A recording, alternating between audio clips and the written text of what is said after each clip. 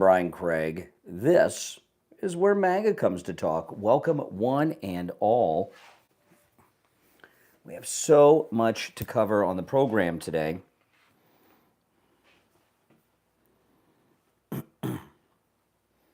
Welcome. If you're new, this is where MAGA comes to talk. No doubt about that, right, guys? Absolutely.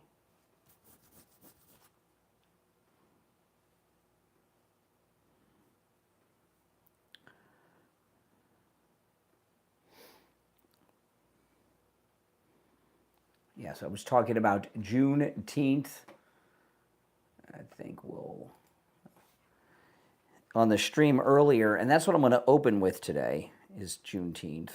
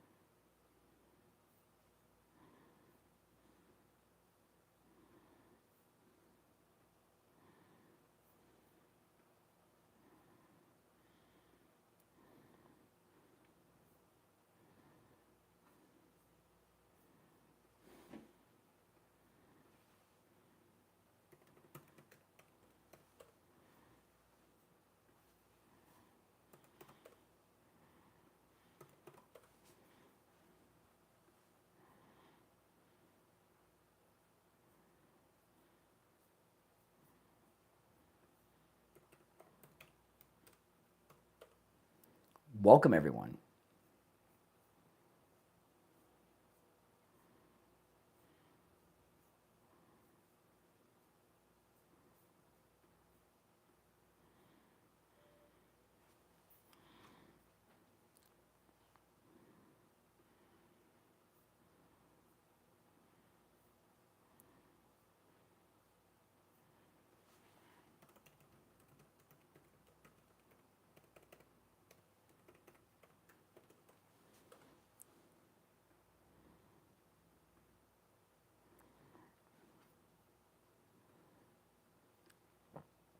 Welcome.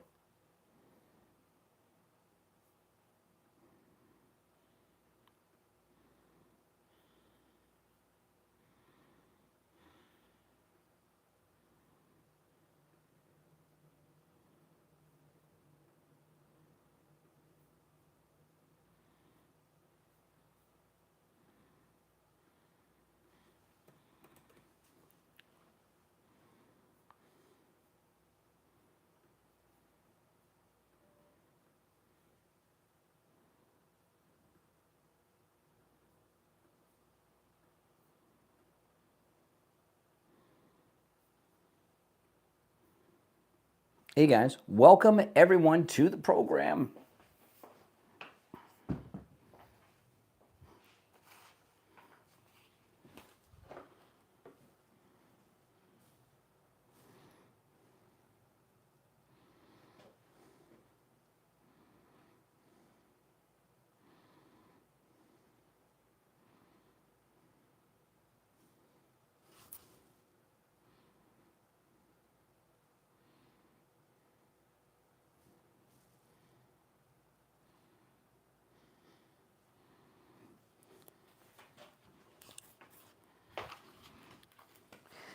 Welcome. Any of you guys ever use composition books? I found these the other day on Amazon where they're like shaped this way. You know, these are the best composition books for like all my notes I got to take for work.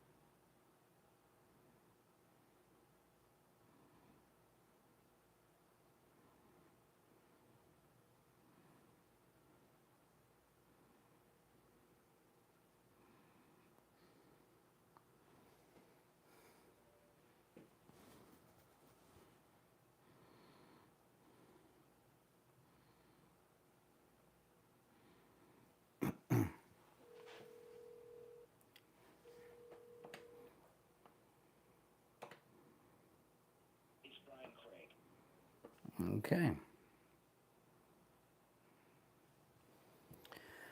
Oh man. Okay, so we got a lot to cover. The show will be starting in about 4 minutes. I'll start the other stream right before.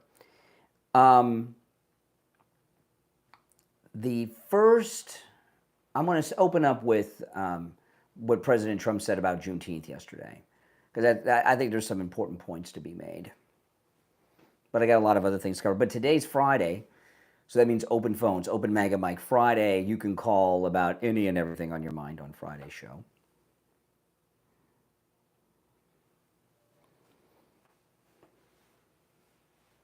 Roy, $5 super sticker. Thank you so much, Roy.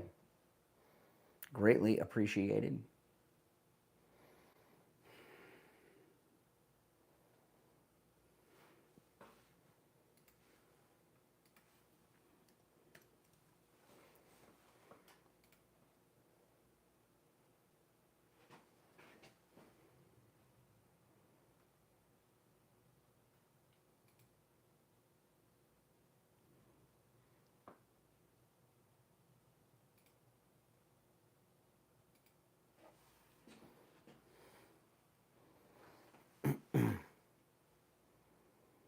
I'll tell you what he said when we come on the air in a couple minutes.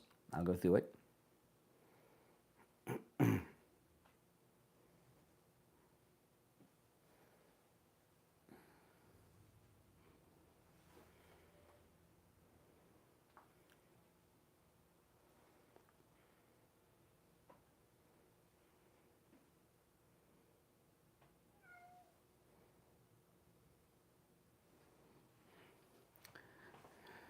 Sagwa?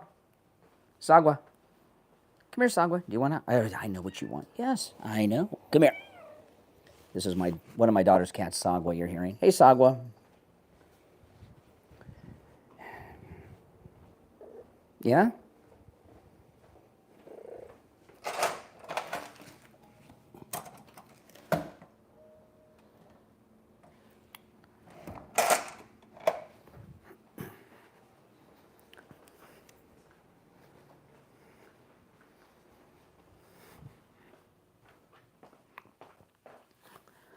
All right.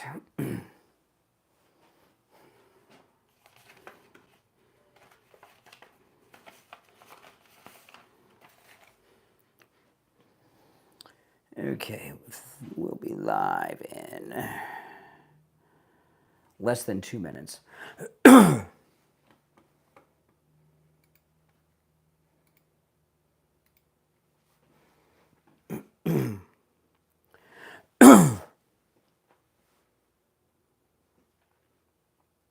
Welcome, everyone. If you're new, we'll be live in just over a minute. And remember, if you're watching here on this stream at the green screen, you'll be able to hear me and the callers fine. But to see the images I show and hear the sound bites I play and the videos, you have to watch on the other stream that I'll start shortly. 1 minute and we'll be live.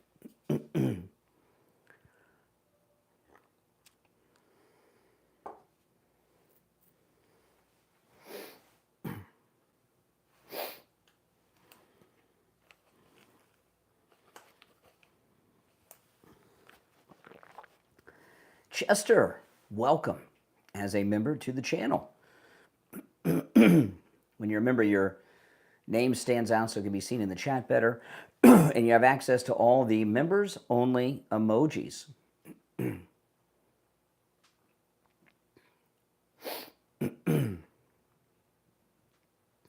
My throat's very dry. Too much caffeine this morning. It dehydrates you.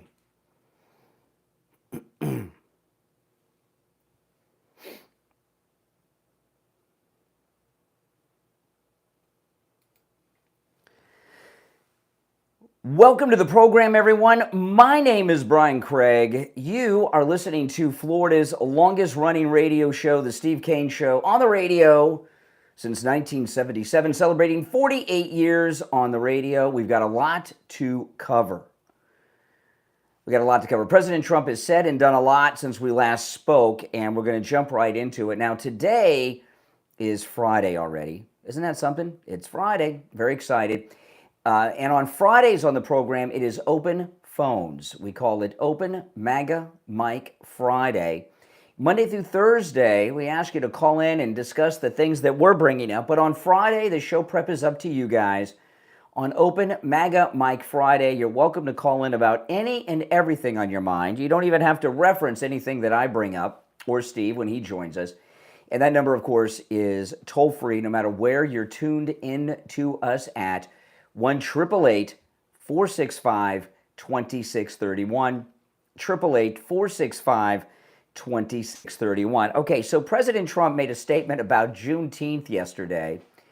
And for those that don't know, Juneteenth, which is a holiday that is not properly taught at all in America, Juneteenth is a day where it's a day that remembers when the last slaves were freed, which is not really the truth.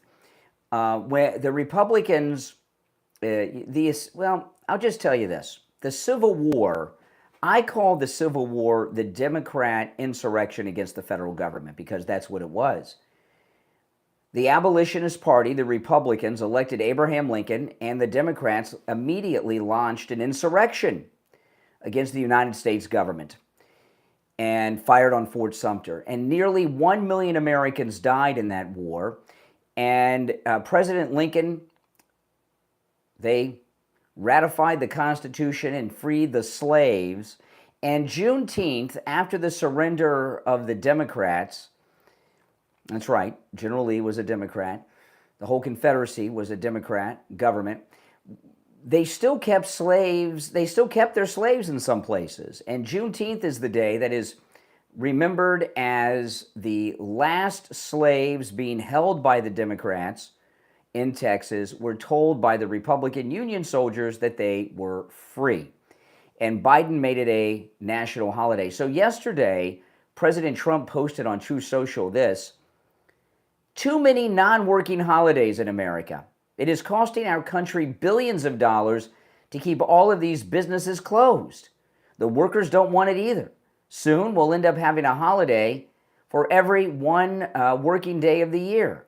Every once working day of the year. It must change if we are going to make America great again. Now, I knew yesterday was Juneteenth, and Biden made it a federal holiday. He made it a federal holiday because Black Lives Matter had not been exposed as a real estate scam yet, and they were causing a lot of problems. And Biden made Juneteenth a federal holiday to satisfy Black Lives Matter and a huge part of the federal workforce are African American, and he thought he could firm them up by giving them a day off to support the Democrats. And President Trump is absolutely correct. Why is Juneteenth a federal holiday? I knew it was a federal holiday, but I didn't realize the banks were closed. And yesterday I had to make a bank transaction online, and it didn't process because it's a bank holiday. Now, for the life of me, I don't understand why the banks have their electronic systems down on holidays when it's computers and no humans involved. Did the computers recognize federal holidays too?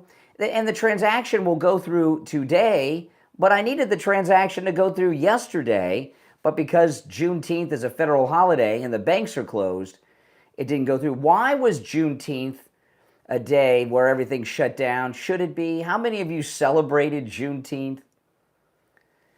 You know, when people have off on Juneteenth, they loaf. I mean, it's not a real holiday. There are certain holidays that we have on the federal calendar for a whole bunch of different reasons. But most of the holidays that we have, not all of them, but most of the holidays we have on the calendar, they're federal holidays because everybody recognizes and participates in them. There are some exceptions, but that's for the most part. And there has been efficiency with national holidays in the past. As an example, when I was growing up, we did not have President's Day. We didn't have President's Day.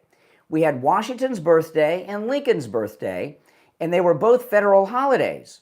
but are those birthdays 1 or 2 weeks apart? I can't remember. They're in the same month. I can't remember if they're 1 or 2 weeks apart.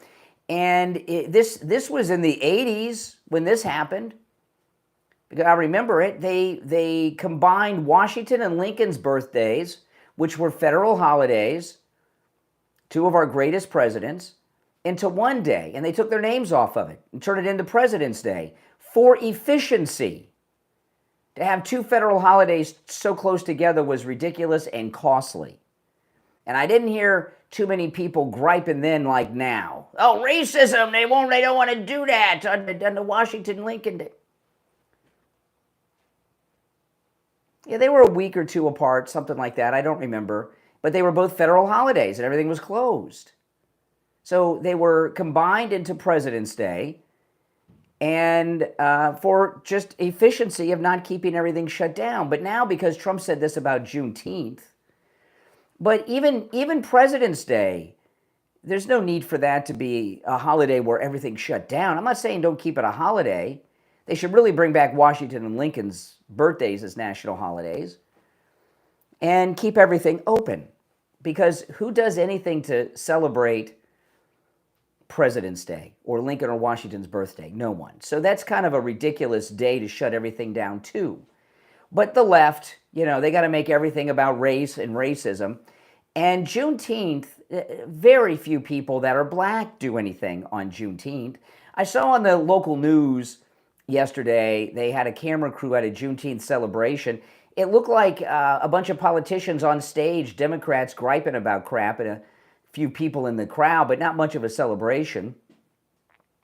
I mean, we have Martin Luther King Day. That's a federal holiday in January. What's wrong with that? So, no, President Trump is exactly right about Juneteenth. And if you got any thoughts on that, they're certainly welcome. We've got a lot of things to cover today. But as always, President Trump is right. Now, again, it is open phones every Friday, open MAGA Mike Friday. You're welcome to call about any and everything on your mind. The number's toll-free, 1-888-465-2631. You're on the air. What's your name? Where are you calling from? Hi, this is Wes from Texas. Hey, Texas. What's up? So, you're talking about Juneteenth not being a real holiday. No, I think you're wrong. No, it's a real holiday. It's on the calendar. It's been recognized by many African Americans for many years, and Biden made it a federal holiday. So no, it is. I do know it's a holiday. Sure. You just earlier you said it wasn't. No, I didn't. It's obviously a holiday. It's a federal holiday. It's a federal. It's what I said was, should it be a federal holiday where everything is shut down in the country? And I said no. If there's other holidays where things can be shut down, so can Juneteenth. But should they? But should they be? And this Canadian accent doesn't sound like a normal Texan accent to me. But if you want to go with that, that's okay. It's 5:12 a.m. over where I'm at. I'm in Kilgore. Yeah. Then where's Kilgore? In East Texas, about an hour or so from Dallas. 5:12. I don't know. Well, whatever. Wherever you are or claim to be doesn't matter. I hear a little Canadian accent in that accent of yours, not Texan. But that's okay. No, okay. Born in Oklahoma. Born in Oklahoma. You're trying to discredit me. No, I'm not trying to discredit you. I'm not trying to discredit you. I just hear a little tinge. What would be discrediting you if you're Canadian? I've got Canadians in my family. You mentioned it out of nowhere. Because I heard a Canadian accent a little bit. I don't hear a Texan accent. I have no reason to lie to you. Well, you're a leftist, and leftists just do that naturally, that without reason oftentimes. But no, I pointed out, there are other holidays that are federal holidays where things shouldn't be shut down. As an example, President's Day. President's Day, they used to have two federal holidays, both in the same month. One was Washington's birthday, the other was Lincoln's birthday. And then in the 80s, they combined them into President's Day because to have two federal holidays so close together was stupid, inconvenient, and just a waste. So, but sure. Why is everything shut down on President's Day? That seems ridiculous to me. Who celebrates President's Day? It can still, just because something's a federal holiday doesn't mean the banks, the schools, and the government have to be shut down. It can still be a federal holiday. I worked yesterday. Same. So why should people have the day off work, banks closed too, schools closed too? It's really inconvenient because people have to find childcare that they may not have access to on these days. It's very inconvenient for parents. So why should everything be shut down on all these federal holidays?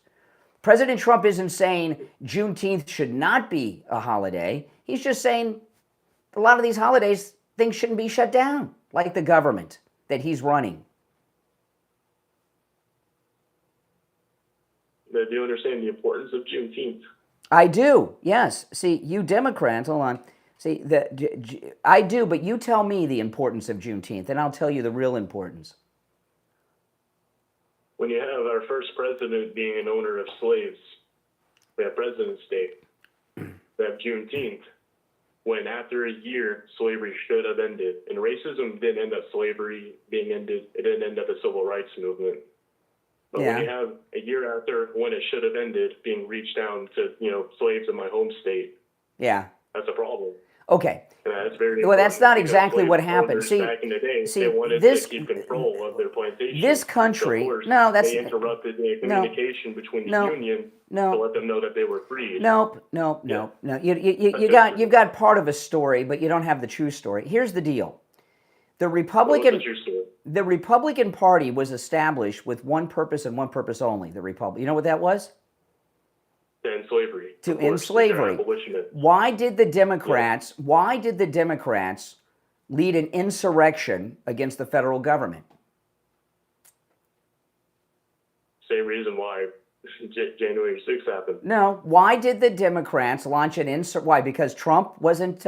No, had nothing to do with Trump. Why did the Democrats launch an Why did the Democrats launch an insurrection? I know the answer that you want, because they wanted to keep slavery. That's right. Switched over and what happened was the Republicans freed the slaves and defeated the Democrat insurrection. Not all the way, though. You have to admit, not all the way. No, they did. The Democrat between the northern and southern border. No, that's not true. That's not true. See what they teach people in school. Do you see what they teach people in school?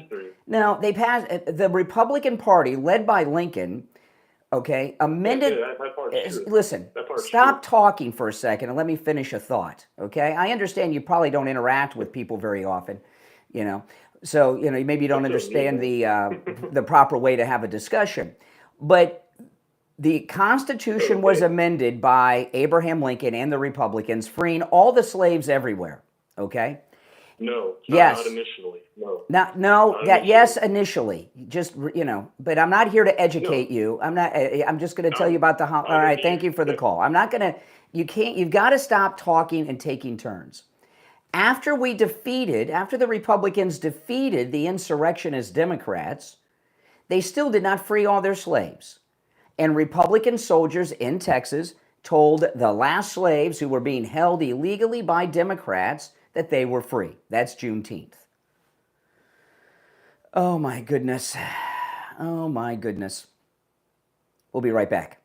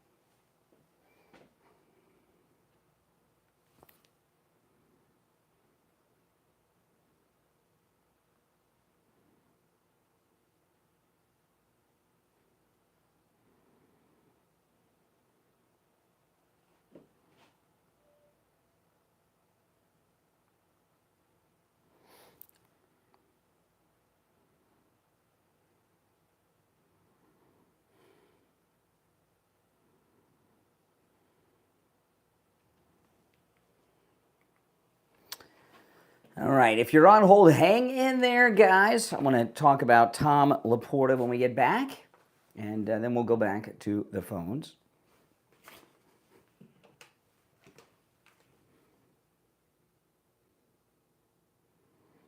We'll be back in a little more than a minute.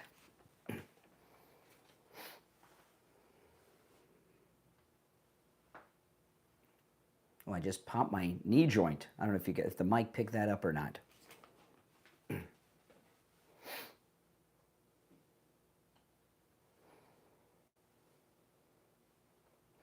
No, it's not about whether things. The issue isn't what should and should not be a federal holiday. It's should everything be shut down on certain federal holidays. President's Day, things should not be closed. Juneteenth, things should not be shut down. 1 minute, we'll be back. But when you call in, we have very few rules, but you have to take turns talking. When both of us are talking at the same time, people that are listening, it's mud. It's not clear. So you got to take turns. You can't overtalk. Like if you hear Steve Kane and I talk, we don't overtalk one another. We take turns, even if we're arguing.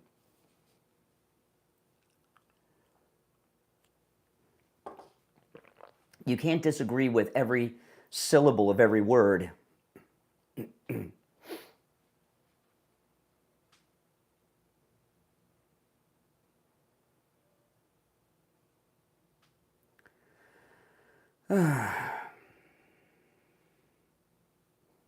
Whatever you Google about that will be untrue. Welcome back, everyone. I'm Brian. It's the Steve Kane Show, Florida's longest-running radio show. If you're on hold, hang in there. We'll go back to our phones on this Open MAGA Mike Friday. I want to talk about Tom Laporta and Laporta Roofing. We found Tom Laporta and Laporta Roofing because Steve had a wet spot on his ceiling, and he didn't do anything about it. It was a little tiny spot about the size of, a quarter, and then it got bigger and bigger and bigger, and then he started getting spots all over the place, and he had a major problem, right? Because he had a tiny little leak in his roof, and he ignored it, and we did not know Tom Laporta then. This is how we met Tom Laporta at Laporta Roofing. He had neglected that wet spot on his ceiling. Things had gotten so bad, his roof was rotted away. He had to get a whole new roof. About 40% of the drywall in his home was filled with deadly black mold. I smelled it when I went over there, but I never said anything because you're going to tell someone their house stinks, You know what I mean? And when I didn't know it was black mold, but I knew there was a problem because I could smell it when I would go to his house. But Steve and his family didn't smell it because they lived there, and it happened gradually. So he had to get a whole new roof, 40% of the drywall replaced in his home because the leaks in the roof that he ignored went down and was soaked up by the drywall, and that's where the deadly black mold came from. And also he had a major termite infestation because the dampness, the water from the leaky roof was a breeding ground for termites who were eating his house. And Tom Laporta at Laporta Roofing took care of all that for him. But if he would have called Tom Laporta when he saw that first wet spot on his ceiling, he probably would have just needed a simple repair.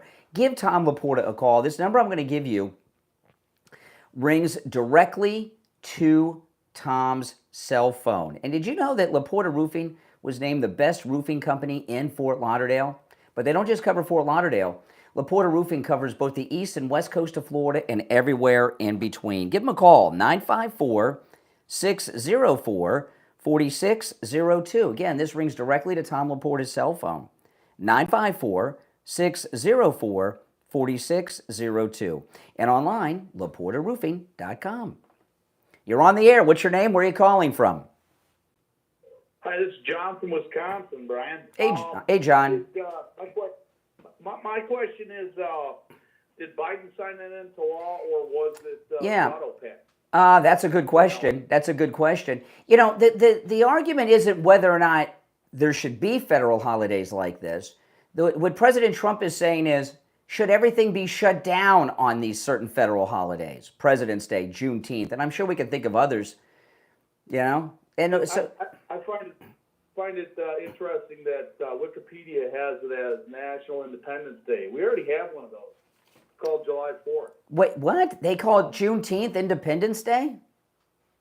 National Independence Day is what they're saying. So they're trying to push their agenda on the United States that, get rid of our statues. You know what that is? Well, when they get rid of, when the Democrats take down those statues, do you know why they really take them down?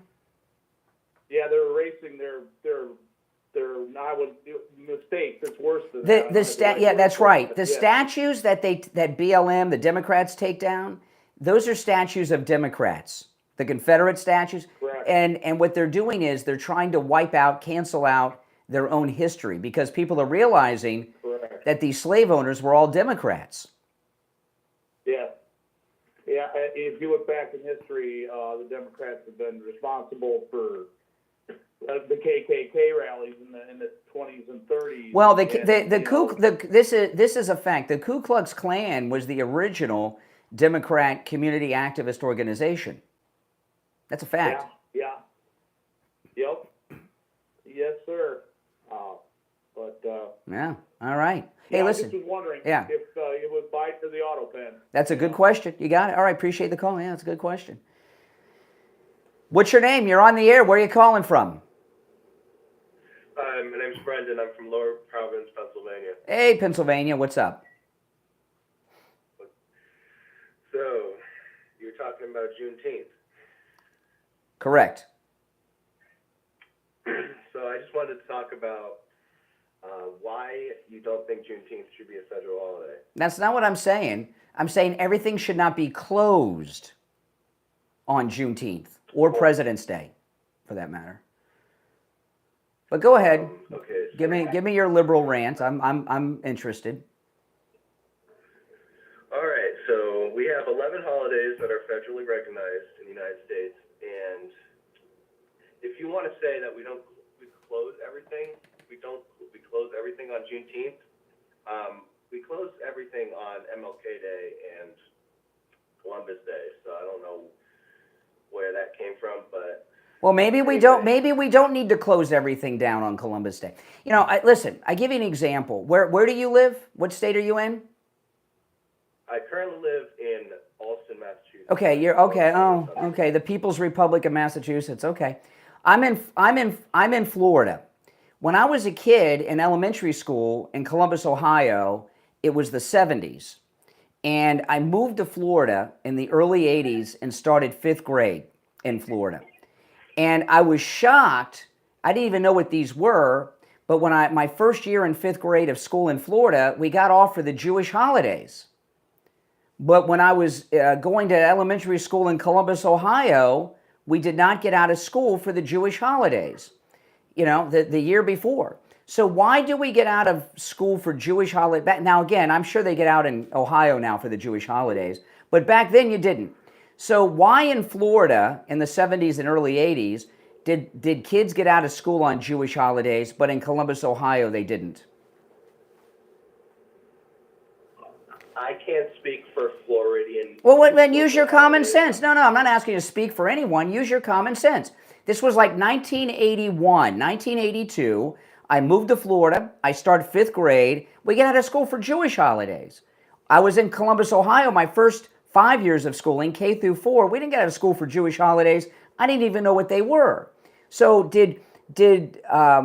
is Florida more enlightened? Was Ohio anti-Semitic? Why did they not let kids out of school on Jewish holidays in Ohio, but they did in Florida? Well, maybe because there might be more Jewish students there. Yeah, Florida has a very large Jewish population. There are more Jews in Florida than in Israel. And Columbus, Ohio at the time, there were no Jews really to speak of, you know, a handful of people. So the reason things closed in Florida, the reason the schools were closed in Florida on Jewish holidays, a lot of Jewish students and teachers and administrators and stuff. In Ohio, there weren't enough people recognizing those days to warrant it. Now, Juneteenth, what did you do for Juneteenth yesterday? How'd you celebrate? Funny you say that, actually. I worked at a block party. You worked? What do you mean you worked at a block party? It was a local block party funded by my town in Massachusetts. So were you paid? Were you paid? Was I paid? I was. Okay, so you didn't celebrate Juneteenth. You were paid. You worked on Juneteenth. I worked on Juneteenth yesterday too. Are you saying that you can't be both paid and enjoy the holiday? And enjoy, but you weren't recognizing or celebrating the holiday. You got a job. You were working. So you did nothing on Juneteenth other than you would normally do, which is work. That's True. interesting philosophy. No. Yeah. Sure. It's more of a. Let me ask you: Are you white? You sound white. Are you white? I am white. Yes. Why are you taking money from black people on Juneteenth? Shouldn't you be at least working for free to give your reparations? I was selected for this volunteership. You didn't say volunteer. You said you got paid. Now you were volunteering when you realized it. It's a paid volunteer. A paid? No. There's no such thing as a paid volunteership. When you volunteer, you're donating your time for nothing. When you're getting paid, you're working. That's not volunteering. Well, so you did not. You worked on Juneteenth. I don't know what to tell you, dude. I worked for. It's classified in my state as a volunteership. No, but you were paid. But you were paid. When you told me you were paid. That's not volunteering. Well, I don't know what to tell you, dude. I'm fine. I was paid. Okay, Okay, volunteer. I have volunteered for things, and I didn't get paid. Like I used to run the sound at church. I volunteered to run the sound at church. I was like the board op for the church, right? For church services and funerals and stuff. They didn't pay me. I volunteered. If they paid me, I would have been working for the church. I don't think you're understanding. Like you're kind of missing the point here. What I'm saying is that I took my time out of my day and got paid and worked. Well, I didn't get paid a lot. First of all. So what? That's relative. You still got paid. So the question was, what did you do to celebrate Juneteenth that you think is an important day, and you didn't celebrate it? You got it. You were working. You got paid. You got a job and were paid. What did you do? What was your job? What was my job? I worked at the check-in table.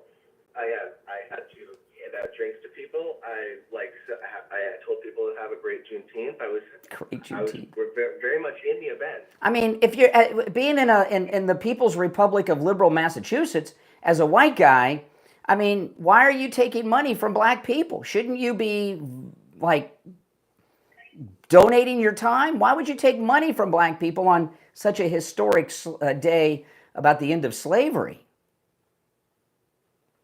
Don't you owe them? Don't you owe black people something?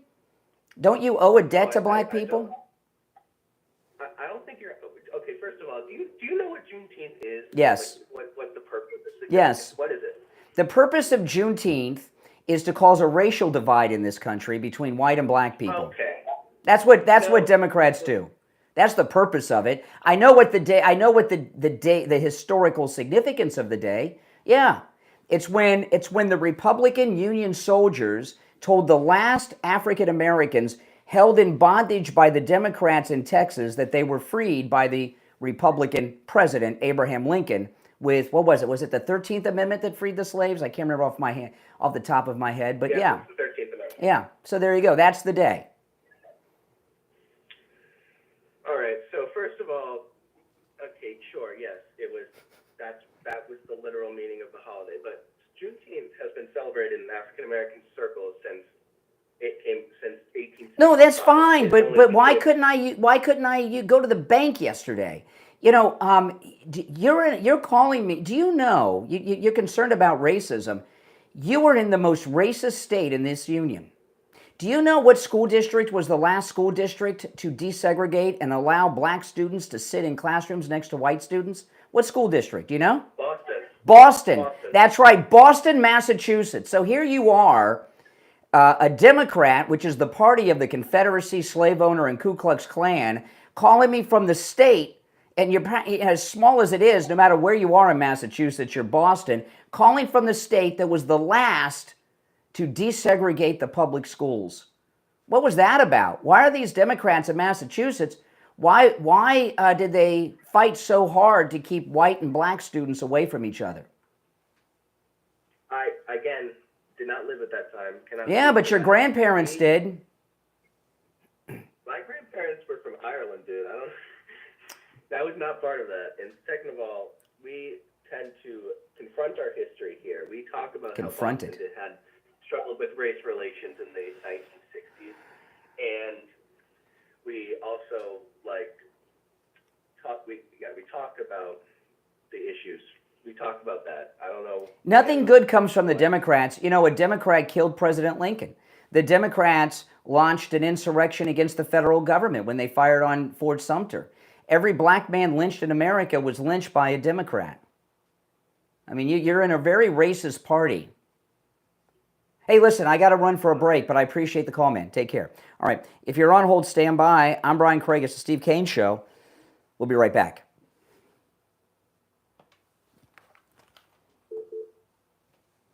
All right, if you're on hold, hang in there.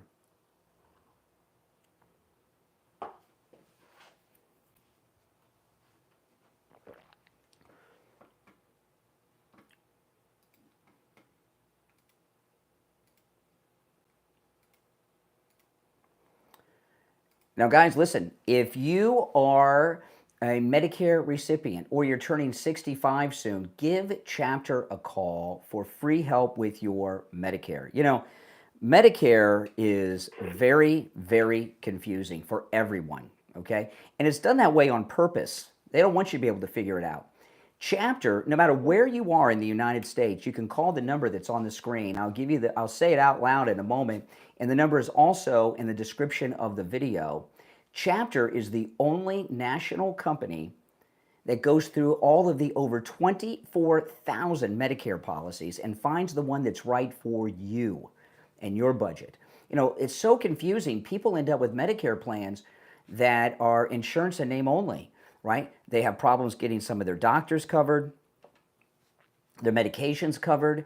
They're paying for things they shouldn't be paying for. Some people are paying thousands of dollars a year. They don't have to. When you call Chapter, you're going to get a live person on the phone. They're going to walk you through everything and explain everything to you. And they do go over those over 24,000 plans with you. And the person you talk to on the phone is not a commission salesman like with these other companies you hear about. They're on a salary, okay? So whether you go with them or not, they still get paid. So they're not going to push you into anything. And it's free.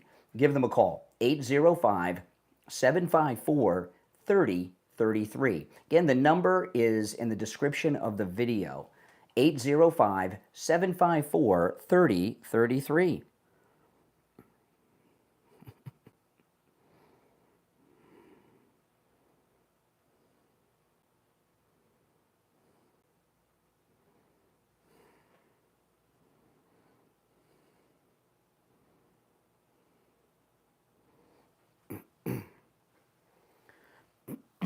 We'll be back in less than a minute, and there's one opening on the board.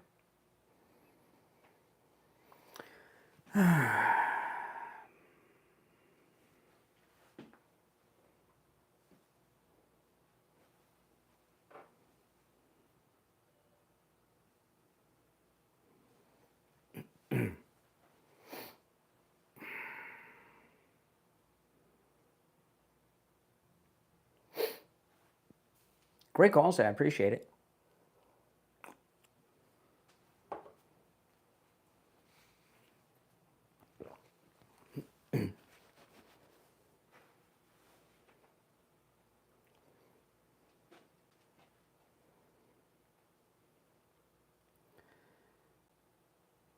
We're back. I'm Brian. It's the Steve Kane Show. There's one opening on the board on this Open Mega Mic Friday. You're on the air. What's your name? Where are you calling from? It's Mark from Randolph. How are you? All right, Mark. What's on your mind?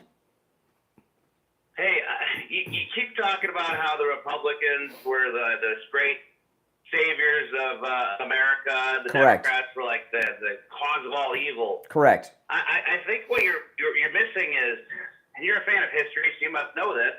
What happened in 1964? Well, first off, I'm not a fan of history. I have a college degree in history.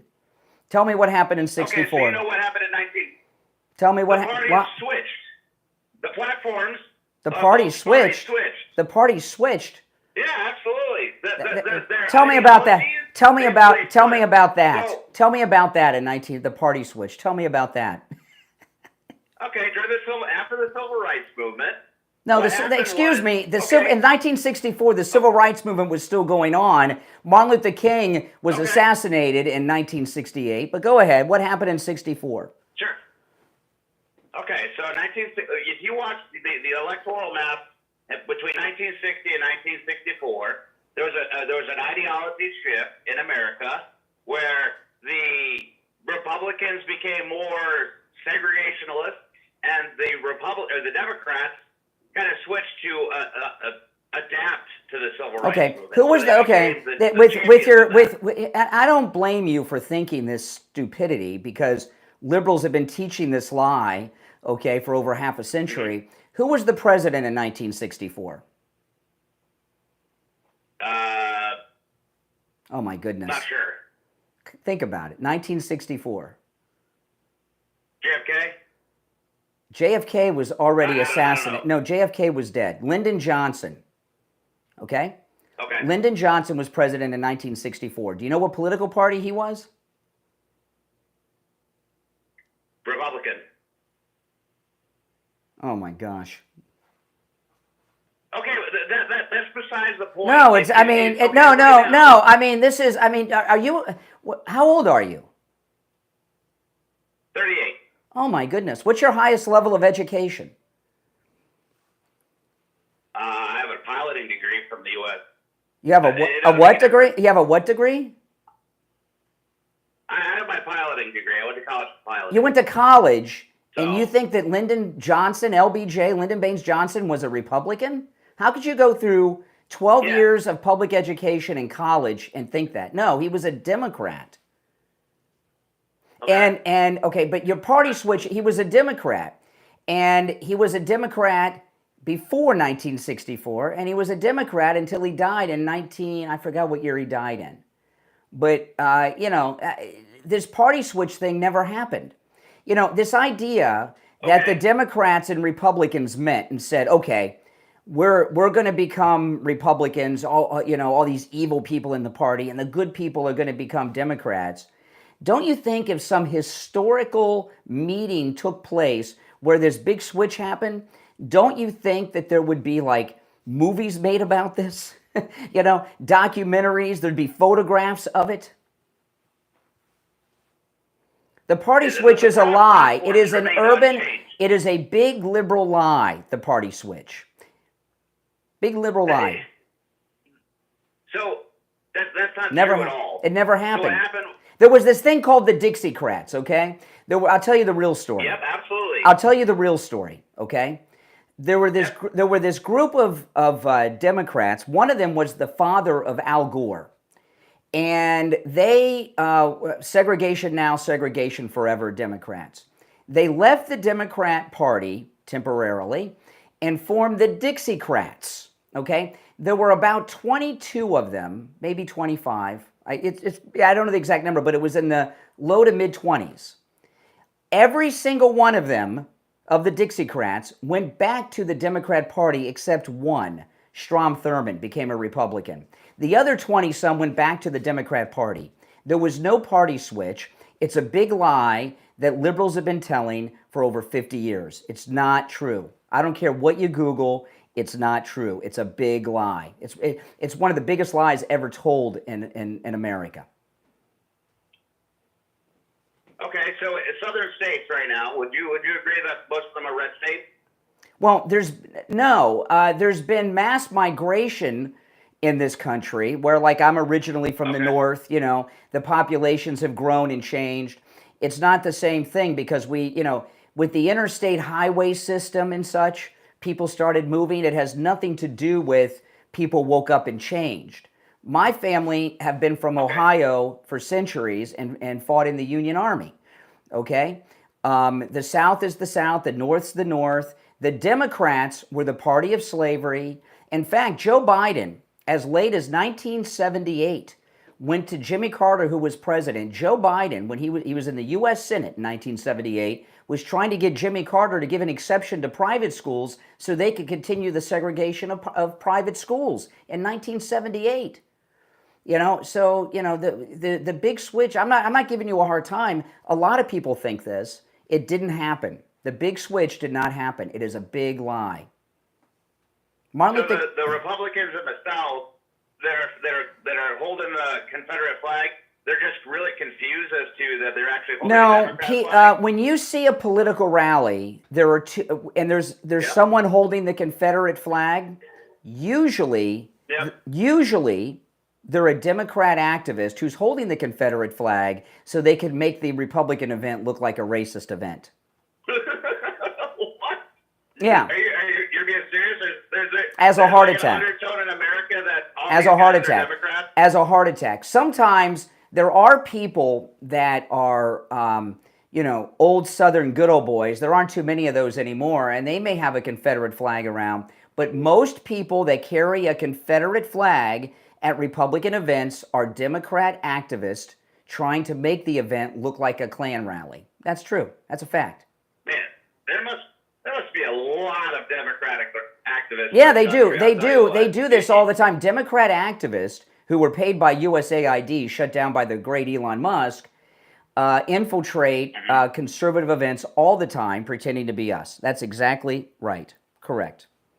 Man, I think I should switch parties to the conservative side because you guys have a boogeyman for everything that you don't want to see in America. No, we're just in. Democrats. I got to run to a break. I'm late for the break. No, but, I would too. Yeah, I get it. no, I got to. Thank you I'm so late. much. I'm Have a 2 good minutes. day. I'm 2 minutes late. You think I'm running from you? Are you kidding? I talk to you all day.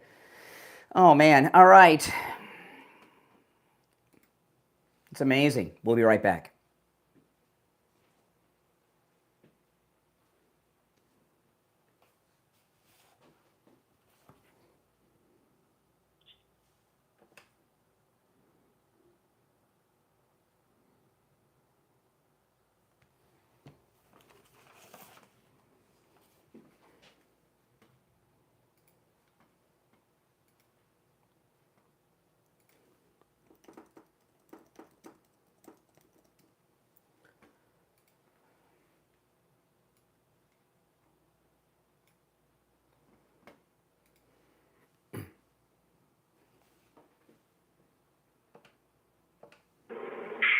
If you're on hold, hang in there.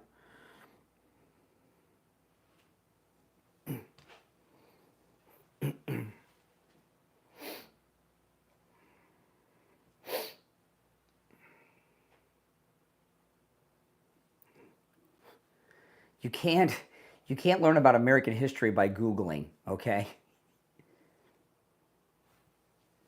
That's where a lot of this misinformation is coming from. People do internet searches. The party switch never happened. If something so big happened during the era of television, I mean, look, the guy thought Johnson was a Republican. What the freak does he know? I mean, my goodness. He was JFK's vice president. Jeez.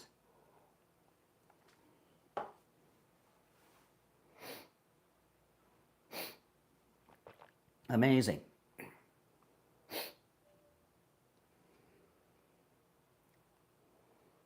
Less than a minute, we'll be back. Stand by. If you're new, make sure you subscribe. This is where MAGA comes to talk.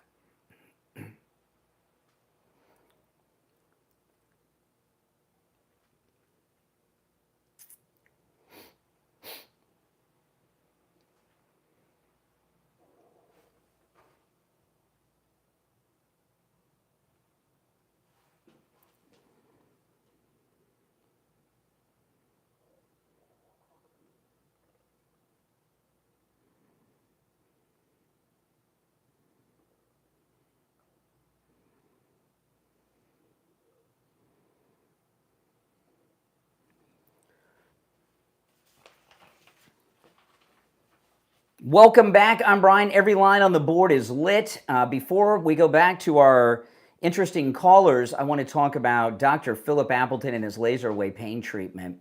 He's rid me of pain 7 times, but if you've been in an accident, an auto accident, or any type of accident, you can take advantage of what he has to offer too. He is incredible. I am a pain-free man because of Dr. Appleton and his laser away pain treatment. Listen, his laser away pain treatment works. Remember, with the laser treatment, there's no injections, no drugs, no surgery, no downtime, and no appointment needed, even on Saturdays. The laser treatment works on every type of pain I've ever heard of: arthritis, bursitis, work and sports injuries, strains and sprains, repetitive motion injuries, post-surgical swelling, neck and back injuries, knee conditions, tinnitus, sciatica, spinal stenosis, fibromyalgia, plantar fasciitis, acute and chronic pain, rotary tears, herniated discs, and more. And remember, if you have x-rays or scans, bring them with you. I'm going to give you the number to call. But again, appointments are not necessary, and the consultation is free. 954-973-0710. 954-973-0710. That's 954-973-0710. And online, AppletonCairo.com. All right, let's go. You're on the air. What's your name? Where are you calling from? Hey, man. How you doing? All right. Cornelius from Augusta, Georgia. Hey, what's up? Not much, man. I'm a Trump supporter, man. But anyway, I'm not a fan of Juneteenth. I know some people it's a touchy subject, but to me, I'm not a fan. It don't make sense to me because why would you celebrate something that really, it's like somebody owing you something and you didn't get it when you were supposed to, and then you celebrate it when you get it. Mm-hmm. I mean, I don't see. I could see maybe a Memorial Day for it, like a memorial type thing, but I don't see the celebration. Well, I'm not opposed to it being recognized historically or even a federal holiday. But what President Trump was talking about yesterday, there are too many federal holidays where everything is closed and things don't need to be closed. And my guess is, since the federal government is closed, he probably wanted to get something done yesterday that he couldn't because the government was shut down, right? Because of Juneteenth. And let's be honest. While there are some people who do go to Juneteenth celebrations, very few do, even black people. Very few go to these things. So, I mean, it's not like the 4th of July or Memorial Day that everybody recognizes. So it's okay to have a day to remember. I'm always up for telling people that the Democrats wouldn't let their slaves be freed even when the 13th Amendment was ratified. And that's what Juneteenth signifies. Right. But like I was talking at the top of the hour, I made a bank transaction electronically yesterday, and I forgot that the banks were closed. It didn't go through. It'll go through today, but I needed it to go through yesterday. And obviously, President Trump, here we are on the verge of war with Iran, and something happened that he needed to get done yesterday with the government, and he couldn't get it done because Juneteenth, the federal government was shut down. So there, and I said, President's Day is another day that the government doesn't need to be shut down, or the banks, or the schools. Just because it's a holiday, a federal holiday, doesn't mean that we have to shut down everything. That's the difference. Thank you. Oh, and I was going to say, too, all of these people that keep saying that the party switch, if you want proof, look up Robert K.K. Byrd. Yes. He was a Democrat till he died in the 80s. Yeah, So he was, Robert Byrd was a Grand Kleagle with the Ku Klux Klan. He was a lifelong Democrat, and Joe Biden, his best friend, right? Yep. Robert Byrd. Yep. Yeah, and they buried him, it's rumored, in his Klan robes. Oh, wow. It's rumored. Robert K.K. Byrd. KKK Byrd, yes. Yeah. Yep. And he used the N-word he used the N-word like in the 90s. He was still using the N-word. All right, take care. Appreciate the call from Georgia. All right, let's go. You're on the air. What's your name? Where are you calling from? I can't hear you. You got to speak up, man. Got a bad connection. Call back, okay? Do me a favor. Call back. Let's go over here. Hold on. Phones are ringing off the hook. You're on the air. What's your name? Where are you calling from? I'm John from Texas, and Yep. I just want to say, man, Here we go. you've got to stop the lies. What the lie? fact that What lie did I tell? Well, you're just missing the whole point. No. You said I'm a liar. What lie did I tell? Well, for one, how can you be sitting there as a Republican with a flag like that and then still say that they're a Democrat and then keep flipping and flopping? What flag? What? Well, now you got to understand, there's a difference of opinion is different than lying. A difference of opinion is a difference of opinion. A lie is knowingly telling something that's not true. So what you say that I've got to stop telling lies. Name the biggest lie you heard me say today. Well, for one, you keep going on and on about the Democrats, and it's just only the Democrats that sit there and do slaves and stuff, which That's true. That is not true. It's not just Democrats. The Democrat, yes. In fact, when the Civil War broke out, not one Republican owned slaves. I can finish my sentence, sir, please. At that point in time, it wasn't just Democrats. It's always been about who is the richer and who is the poor. No. That is something. No, that listen, never the Republican Party, excuse me, Abraham Lincoln, excuse me, I'm speaking. Abraham Lincoln was the first Republican president. He was a Republican. Before that, he was a Whig. He became a Republican. The Republican Party was new. Do you know why the Republican Party was established? Why did these people establish the Republican Party? Do you know? Why?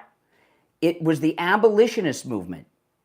The abolitionists were the ones advocating to free the slaves. The whole foundation of the Republican Party was founded on the principle of freeing the slaves. And when the first Republican was elected president, the Democrats launched an insurrection known as the American Civil War to keep their slaves. Republicans didn't own slaves because we were the abolitionist party. That was the whole purpose of the party. That was the whole platform, 100% the whole platform, to abolish slavery. So now You didn't even know that, and you're in America. It's not your fault. Tell me a single Republican that's ever owned a slave. There was one. There was one. One. Yeah, one. I'm not exaggerating. Ulysses S. Grant's father gave him a slave, okay, when he got married, which President Grant, General Grant, freed.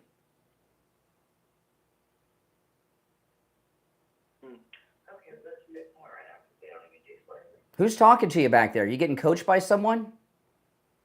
No, Who's talking to you? it doesn't matter.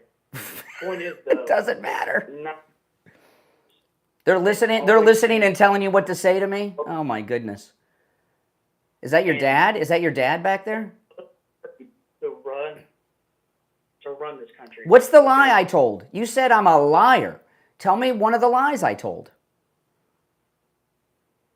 The slandering of Democrats. The slandering of, what did I say about Democrats that was a lie? You always, everything that you have said today that has been bad has always been on blame only Democrats. Yeah, Democrats were the party of slavery. The Democrats founded the Ku Klux Klan. The Democrats put Americans of Japanese descent in concentration camps during the Second World War. The Democrats, led by Franklin Roosevelt, were responsible for the Tuskegee experiments, giving black people syphilis without any medication. Yeah, all these things were done by Democrats. And what about today's time?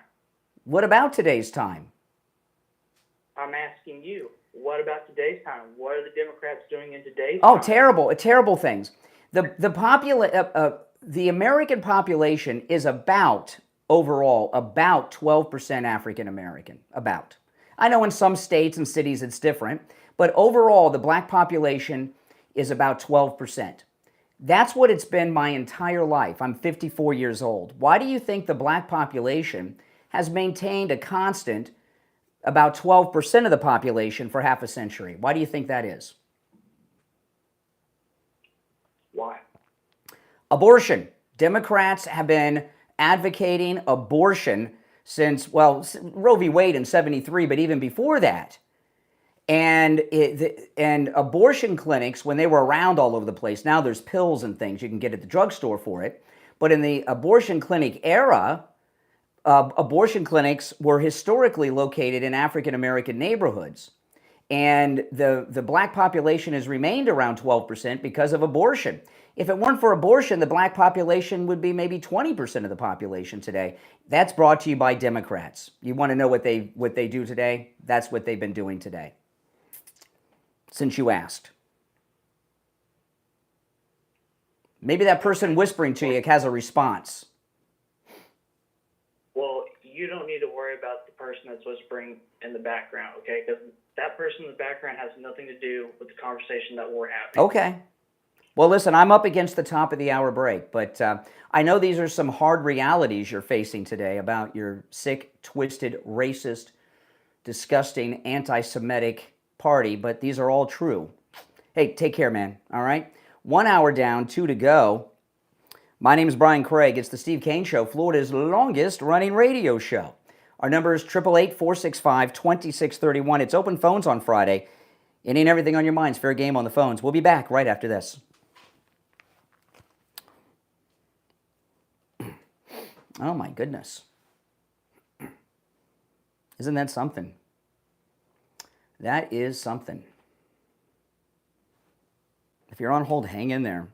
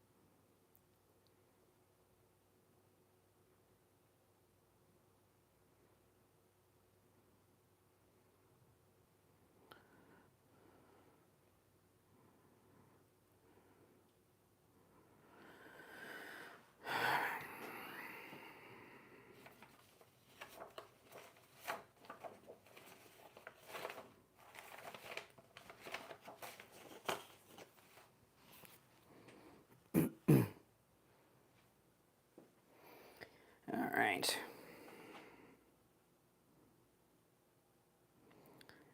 We'll be back in about 2 minutes. If you're on hold, hang in there. I'll go back to the phones.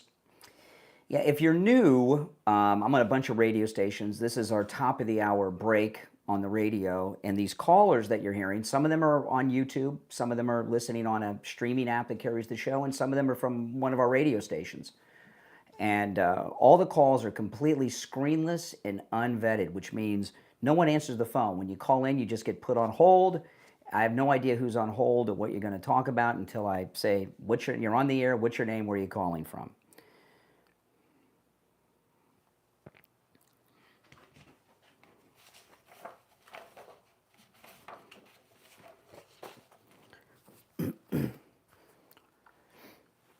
If you watch on my other feed, you get the benefit of the green screen. You get to see the videos, hear the sound bites and things I play.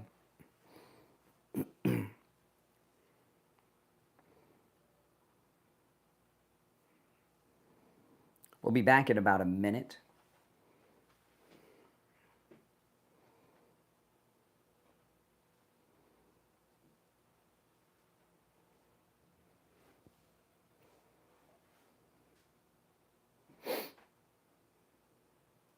Less than a minute now.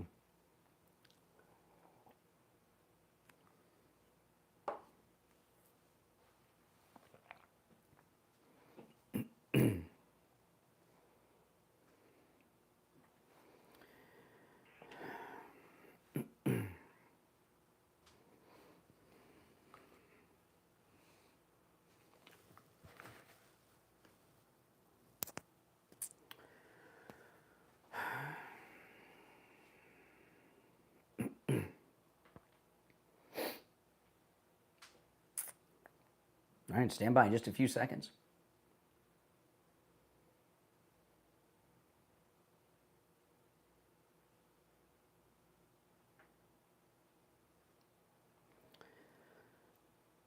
Hour number 2 has begun. I'm Brian Craig. You're listening to the Steve Kane Show, Florida's longest running radio show. On the radio since 1977, celebrating 48 years on the radio. It is open phones every Friday. We call it Open Mega Mic Friday. You can call in on Friday's show on any and everything that's on your mind. The show prep's up to you guys. You don't have to comment about anything I bring up. It's fair game on Friday. And I just had mentioned at the top of the show and stirred some interest that President Trump, he posted on Truth that we have too many federal holidays where everything is closed.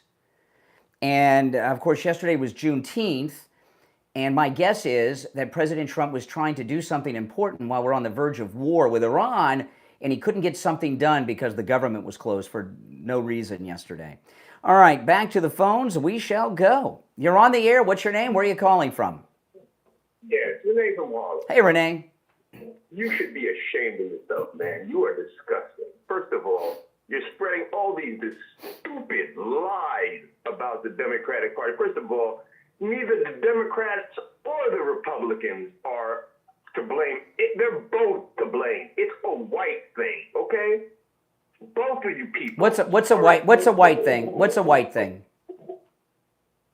Europeans took us from Africa and brought us over Excuse here. me. I missed the part. Hold on, Renee. I missed the part in history. Okay, when I was studying history. Okay. You didn't get a thing. You didn't learn a thing. No, you're gonna educate me. When did Europe invade Africa and steal all the black people? Because what I learned watching Roots and studying history is that black tribe members they captured black prisoners, and they were sold to the slave ship owners and captains by their own people in Africa. Oh, you learned so much. Oh, boy, you learned it from Roots, I see. Okay. Alex Haley? Alex Haley's a liar now? You don't trust Alex Haley? He wrote a book, you dummy, and you're getting your history from a book. So Okay, when good. when did the Europeans invade Africa and kidnap all the black people? The slave ships were unarmed and just were along the coast, and the Africans were giving them they were selling their own people.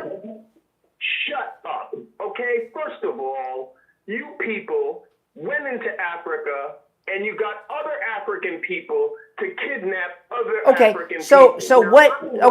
So Africans captured black people and sold them into slavery. Okay. Shut up. You tell me to shut up again, you're going to be gone. I'll put up with a lot. One more time, you'll be gone. Dummy, retard. He hung up. Too much truth. He couldn't handle the truth. That's right. You know, but I got to tell let me say without the arguing what I was saying.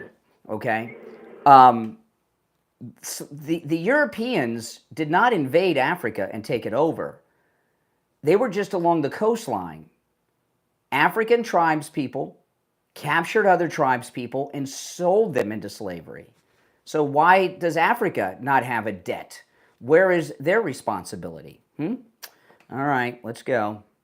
You're on the air. What's your name? Where are you calling from? Brian, how's it going? All right, man, I tell you. Some of these callers today are getting an education. I don't think they're going to listen to, especially Renee. He's having a mental breakdown. He hung up, Renee. Right now. Renee hung up. Yeah, I know it. I mean, these people, they have been lied to their whole lives. Their mothers and their grandmothers have been telling them folklore forever. These white liberals that call in from Massachusetts and all these places that are so do-gooders. The paid volunteer. I want to know what black person they hired. I want to know what homeless person they've helped. I want to see something that these people have done, because they swear they've done so much for the world, when all they do is sit online, sit in front of a TV, and get educated by it. Okay? They have nothing. Their education system has been broke down since I was a child. Yeah. And I saw it with my own eyes. Seeing it with your own eyes as a white man growing up next to black kids, it was like almost wanting to shed your skin like a chameleon, because you were automatically made to feel white guilt. So Renee's argument, I'll dissect that just for a second. He's telling me that white people were so worried about it that they had to go around the regular way to capture people and just enslave them, that they would go to black people and say, hey, black people in this tribe, we want you to go get those ones because they look stronger. Yeah. What on earth is the man talking about? He is so retarded that himself, he needs to go get checked out. But the white liberal that called from Massachusetts, that young child that has no... The paid volunteer, or the one that had some guy with, the paid volunteer. The paid volunteer, that one's my favorite one, because he really believes, because he lives in a liberal Democrat place like Massachusetts, that it smells like pee in most of the places there. It's true. All right? It's true. They don't take care of their place at all. When I went there, I was disgusted. Decatur, I think that's what it is. Is it Decatur? Or, I don't know. Remember. I can't remember. I think it's Worcester. It's Worcester. That whole area is dilapidated. All of the roads are broke down.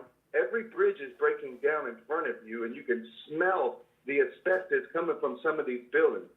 So what I want to know is, what are these liberals going to do when their state's crumbling and people are running from it, just like California is right now? Yeah. I really don't know why they feel the way that they feel, but they've never been in the situation that I've been in, where I've helped homeless people, I have hired black people, and I'm not looking for credit, and I don't care. But being in the situation that I'm in a lower income area where I grew up at, North Lauderdale, I live in Wellington now, but in North Lauderdale, where I grew up at, it is still the bastion of liberal hive. The people there are some of the poorest in Florida. That's right. And not Go to the that. Democrat. Go to the Democrat paradise of Belglade if you want to see what liberalism at work. Well, listen, these callers I've been talking to today, okay, it's not their fault. They've gone to a liberal education system and have been brainwashed to think a lot of things that aren't true. That's it. I mean, I almost feel sorry for them. I would love to see the apartment that Renee called you from, because I guarantee you he has crystal glasses and gold silverware, because he has been ingratiated by his parents, by his mother, by his... Oh, you think he's rich? You think he's rich? Oh, I guarantee it. Really? I guarantee you he is a trust fund. I guarantee you he's a trust fund, baby, getting paid off... Oh, and he has... You think he has guilt? You think he has guilt? Liberal guilt? No, I don't think he has any. I think he has zero guilt. Then why is he so angry? Then why is he so angry?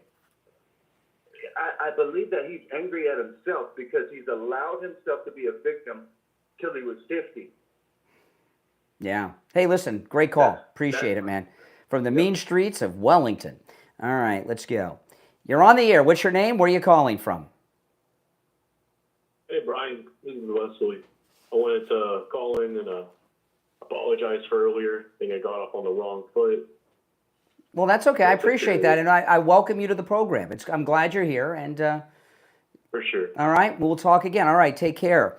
It is a great thing, Mike Lindell at MyPillow. He had a great victory in his lawsuit. He was being sued. He and MyPillow were being sued for over $60 million. Can you believe this? And he won because the settlement that was awarded was just over $2 million well, $2 million put me out of business, but him, it's a lot less than over 60. MyPillow was completely spared in the settlement, and he only had to pay a little over $2 million, Mike Lindell. So he had a big victory this week. MyPillow has just been a big, big life changer, as many of the sponsors have been on this program to my life. Okay, you guys, you hear me talk all the time. I get about 4 hours sleep a night, 5 hours sleep a night, because I'm just so busy. I do this show, I'm on YouTube all the time, I got my podcast, I'm just busy.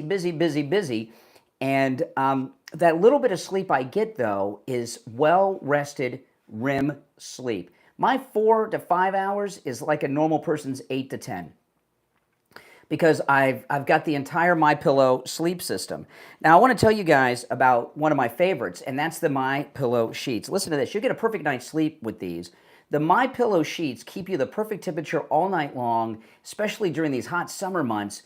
You feel like you've got an air conditioning unit in your bed. It is just beautiful. And right now, you can get the MyPillow sheets for as low as $24.98 with our promo code Kane at checkout at mypillow.com. That's Kane. That's right. As low as $24.98. You got to use our promo code Kane at checkout, Kane. You know, the best night's sleep starts with great sheets.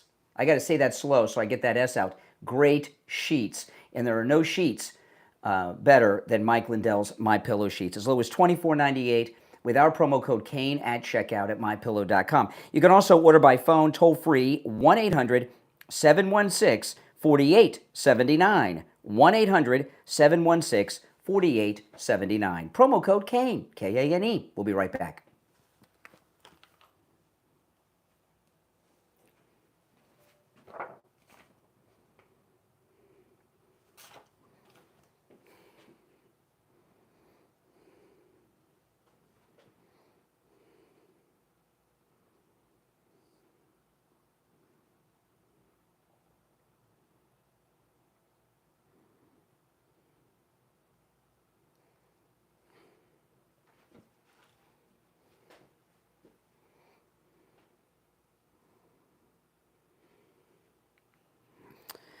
Welcome. If you're on hold, stand by. I'm going to go back to the phones when we get back.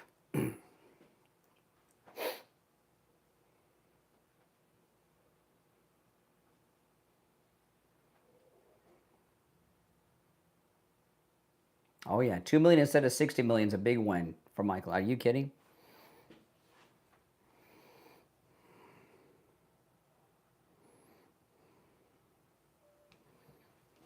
If you're on hold, hang in there.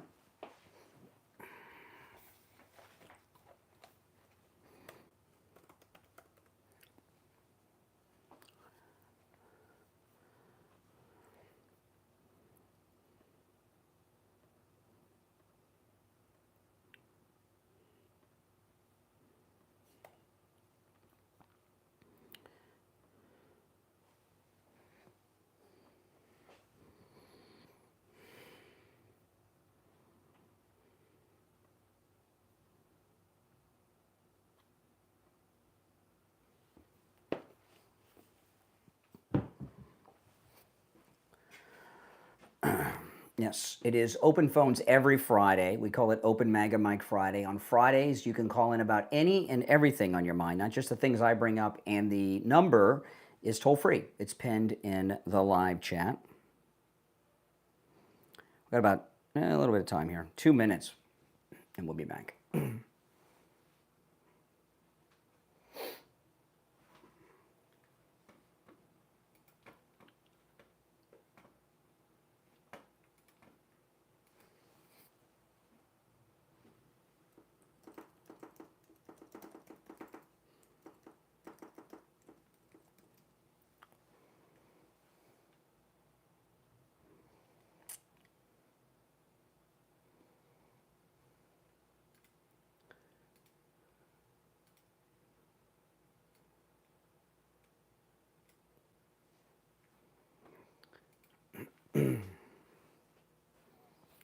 We'll be back in about a minute.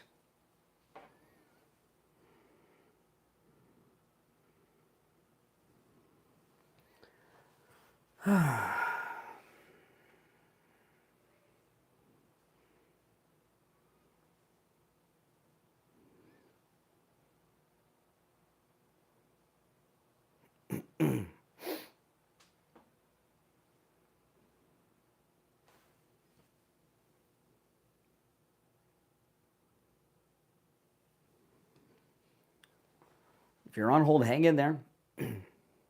Very good calls today. I appreciate the calls. Very, very thoughtful, inspired some discussion.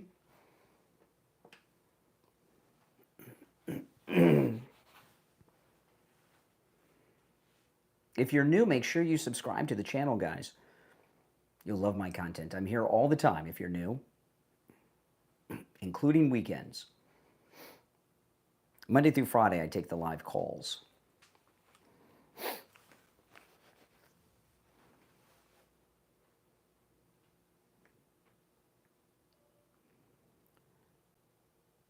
Welcome back. I'm Brian Craig. It's the Steve Kane Show on this open MAGA mic Friday. Any and everything on your mind is fair game on Friday's show. Back to the phones. You're on the air. What's your name? Where are you calling from? You're on the air. What's your name? Once. Twice. All right. We'll go here. You're on the air. What's your name? Where are you calling from? Good morning, Brian. Brenda. I'm calling from Western Loudoun County in Virginia. All right, Brenda. What's on your mind? Actually, my question or discussion idea is about the idea that so many people think that Trump would use a nuke for this, and they don't understand that it isn't. It wouldn't be. Yeah, in fact, President Trump has said so many times, you can't even talk about nuclear weapons. I love how the left are worried about Trump with a nuke, but not Iran. Iran, it's okay. Yeah. But Trump, oh.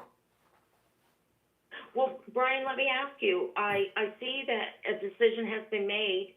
I haven't seen the news yet today. No, President Trump said that he's going to give them 2 weeks.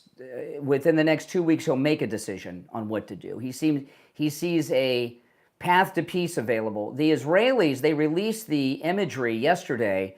They took out the nuclear facility. They showed it. You can see the big, those nuclear smokestacks. It's like destroyed. They showed it yesterday. So they don't have the ability to make a nuclear weapon at this moment. The Israelis took care of that. So that's left open a window, and yeah. So let me ask you a question. If it's open lines, one more.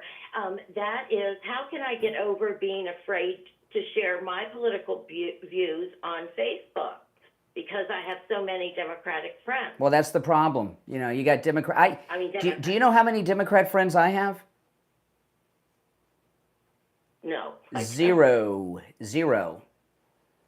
Why do you think? Good. Well, why do you think I don't have Democrat friends? I mean, I have Democrats that listen to me. I'm talking about like real friends. I'm talking about real friends. It's a conflict of interest. It's a total conflict of interest. I see that now. Well, I think this is what it is, okay? And I'm talking about real friends, okay? That like you know, real people, not followers on things. Because obviously I got a lot of Democrats who follow me on everything. You hear the calls. I'm not talking about social media. Those aren't friends. The reason, when you have people that are your friends, you have things in common. And I don't have anything in common with Democrats. So I have no Democrats as personal friends. Right. Well, gosh, what an inspiration to use That's the right. scissors and go cutting. Yeah, go make some Republican friends.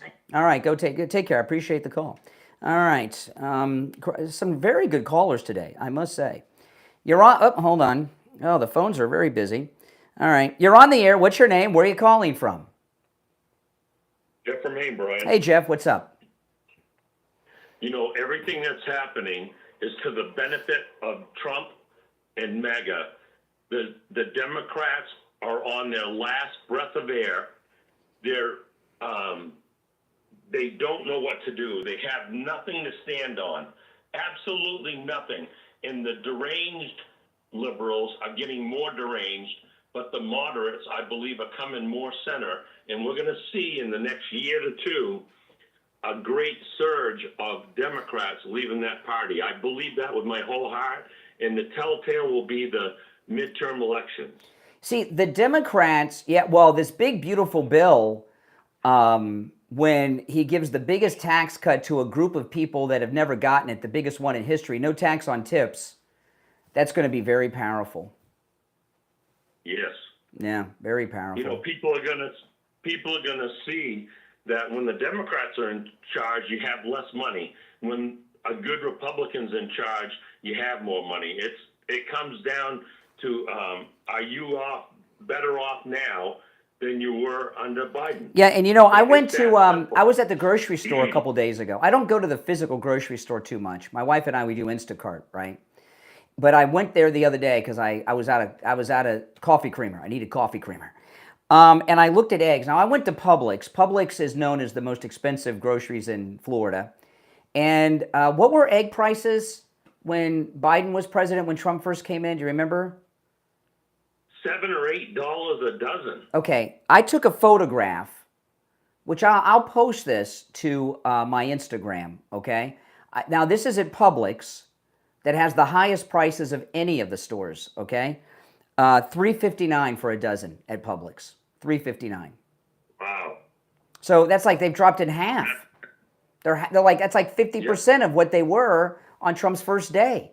And I took a picture. I'll put it on my Instagram, Brian Craig Show on Instagram. I'll post it up there in a bit. You can see the picture for those that don't believe me. I hate to jump the topics really fast, but with Iran, Israel is doing exactly what they need to do preemptively to prevent nuclear war, and America is 100% behind them. And Trump is giving Iran another warning. He gave them a warning, those leaders, to make the deal, and they didn't, and they were wiped out. Trump's trying to make a deal with them, and he told them you got 2 weeks. Well, that could mean 2 hours, 2 He said days. he'll make his decision within 2 weeks. Yes, exactly. That's right. He didn't say he got 2 weeks. He says he'll, and that's probably how long it takes to get some assets in place that he wants in place. That's probably what happens. Right. And what we're doing with Israel is preventing a nuclear bomb from being set off. And they were waiting to get multiple because they don't want to do just one. It's very serious what's going on with Iran. And their oil fields being wiped out. China gets 10% or something oil from them, and that's going to hurt China. And China's been running their mouth, but I think Trump's dealing with that fine. Yeah. But there's a lot of countries, Russia, Turkey, there's a lot of countries, being affected by this. Mm-hmm. This is not just Iran. Yep, that's right. Hey, Jeff, I got to run, but I appreciate the call. Good call. I agree with everything you said. All right, let's go. You're on the air. What's your name? Where are you calling from? Yeah, this is Dave. I just wanted to say what a great thing that Trump was embarrassed at the G7 summit. I missed that. When was he embarrassed?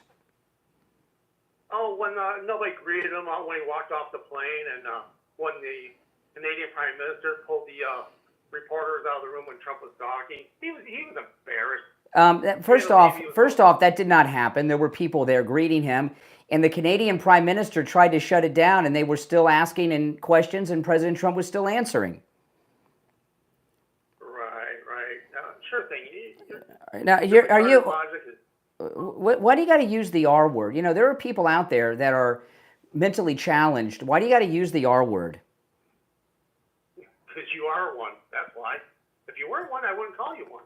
No, that you understand that the R word is very offensive to people and families that have mental disabilities in them. You know that, right? Oh, I'm sorry. You're talking, thinking I care what you think. It's not what It's not what I think. Of course you care what I think. You listen to me and you call me. Of course you care what I think. No. If you don't care what I think or do, why do you listen and call me? I don't call you. You call me. You call me. I don't care. I'm not going to call you. You call me. So you listen to me. No. You made a statement that doesn't make sense. You said now he's trying to get hung up on. You said that you don't care what I think, but you listen to me and you call and participate. So not only do you care what I think, you want feedback from me and some type of validation. So to say that you don't care about me or what I think, it just doesn't pass what Steve's got this great phrase. That doesn't pass the smile test. Well, okay, sure thing. Yeah. Whatever makes you happy, buddy. No, it's just a reality. Did you not call me? No, the reality is MAGA sucks, all right? What about MAGA sucks? Well, they're full of retards. No. What policy does the MAGA movement support that you think sucks? No tax on tips? Does that suck? No tax on overtime?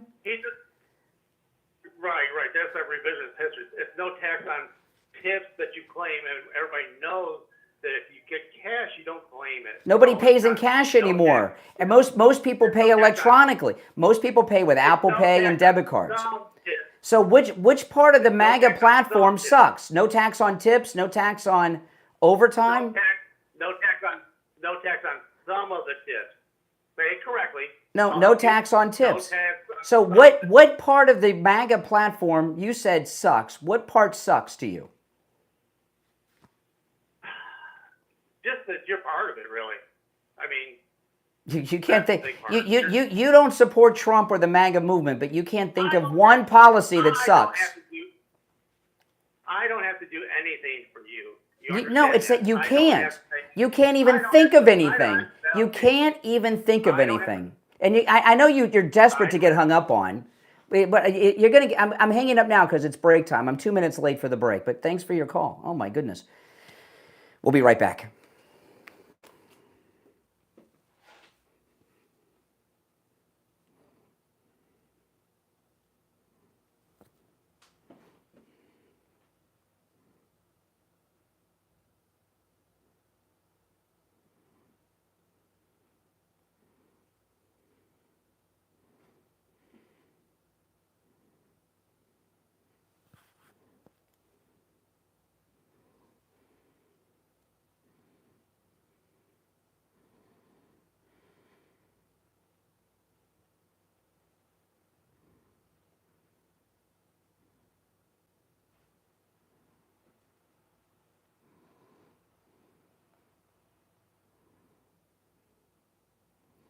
Okay, I just put that picture on my Instagram of the eggs. Eggs are down 50%. 50% in Florida. At Publix. Publix has the highest prices.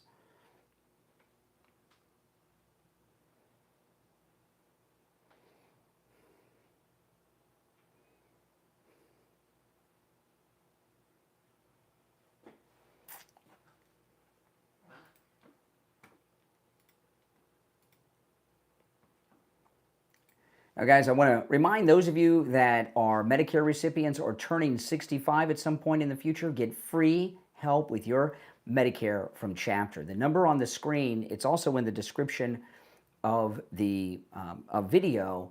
You call that number no matter where you are in the United States, 805-754-3033. Whichever one of the 50 states you're in, give them a call. You're going to talk to a live person who's on salary, not some commissioned phone salesperson. And they'll find the Medicare policy that's right for you. They review all of the over 24,000 Medicare policies that are in the United States and find the one that fits you, your needs, and your budget. You know, a lot of people, they try to go it alone or they get some pushy salesman on the phone and they end up with a Medicare policy that's a policy in name only. It doesn't cover all their doctors or specialists or oftentimes even their medications. It costs them thousands of dollars a year making these mistakes. With Chapter, you'll get answers, you'll get them fast, and that number right there, I'm going to give it to you, is also in the description of the video, 805-754-3033, 805-754-3033. Give them a call, all right? You'll be very happy that you did, I promise you. All right, now let's see here.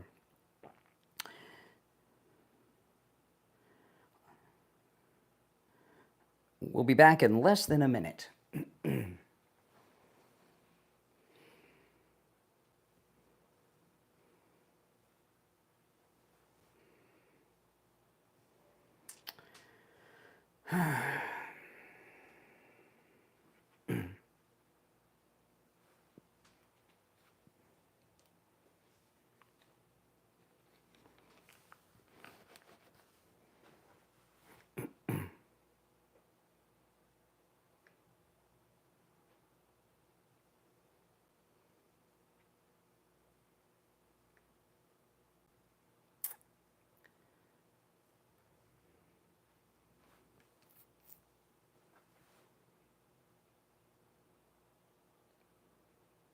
We're back. I'm Brian. It's the Steve Kane Show, Florida's longest running radio show. It is Open MAGA Mike Friday. Back to the phones we go.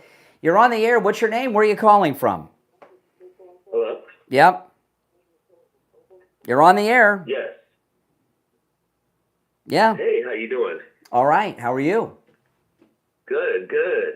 I just Here we go. wanted to address something you were saying about the Europeans going to Africa. And that is, first of all, three things, and you can put so many more things there. Two wrongs don't make a right. So if somebody is capturing somebody and making them a slave, it doesn't make it right for somebody else to come in. Who said it was right? And say, oh, Who said slavery was right? But you're proposing like, hey, well, Europeans didn't go in and No, I got a call. Renee from Harlem, who is a anti-white racist, called in and said that white Europeans stole the Africans and forced them into bondage. And what I had said to him is I missed the part where the Europeans invaded Africa.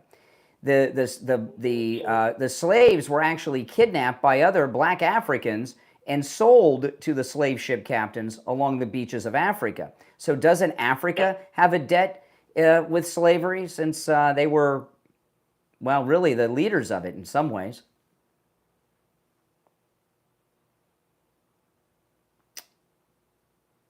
You there? Your brain stop working? Did you give up? All right, line went dead. It's kind of like Henry Fonda in Failsafe here. What's going on? All right, let's go. You're on the air. What's your name? Where are you calling from? Good morning, Conservative Doug. Hey, Doug. You know, I talked to somebody in Dubai who is Iranian. First of all, they like to be called Persians. They don't like to be called Iranians to associate with the mullah and all them. Anyway, they've been wanting for a long time, he tells me, to have a regime change, ever since the Shah's been out. So if a regime change comes, they're happy. I mean, especially, look at this. Dubai is right across the water from Iran, and they're doing fantastic over there. All the people live nice. It's a Muslim country, but they're much less relaxed on the way they treat people. So if they could have a regime change and stop being more like Dubai, that may be turn into a great country. I know. I appreciate the call, Doug. Doug's right. I see people online that go to Dubai. Dubai looks like they found life on another planet and it's paradise. Looks very nice over there. You're on the air. What's your name? Where are you calling from? You're on the air. What's your name? Where are you calling from? All right. I am James. All right, James. Hold on a second here. I'm answering these very busy phones. All right. Go ahead. What's on your mind? I just wanted to talk about just the facts, the type of slavery that happened, or the colonization of natives in Africa. Yeah, you got a bad cell phone, but you know, since you're making some strange argument about to, at least. So I'll see if your signal gets better. All right, so go ahead.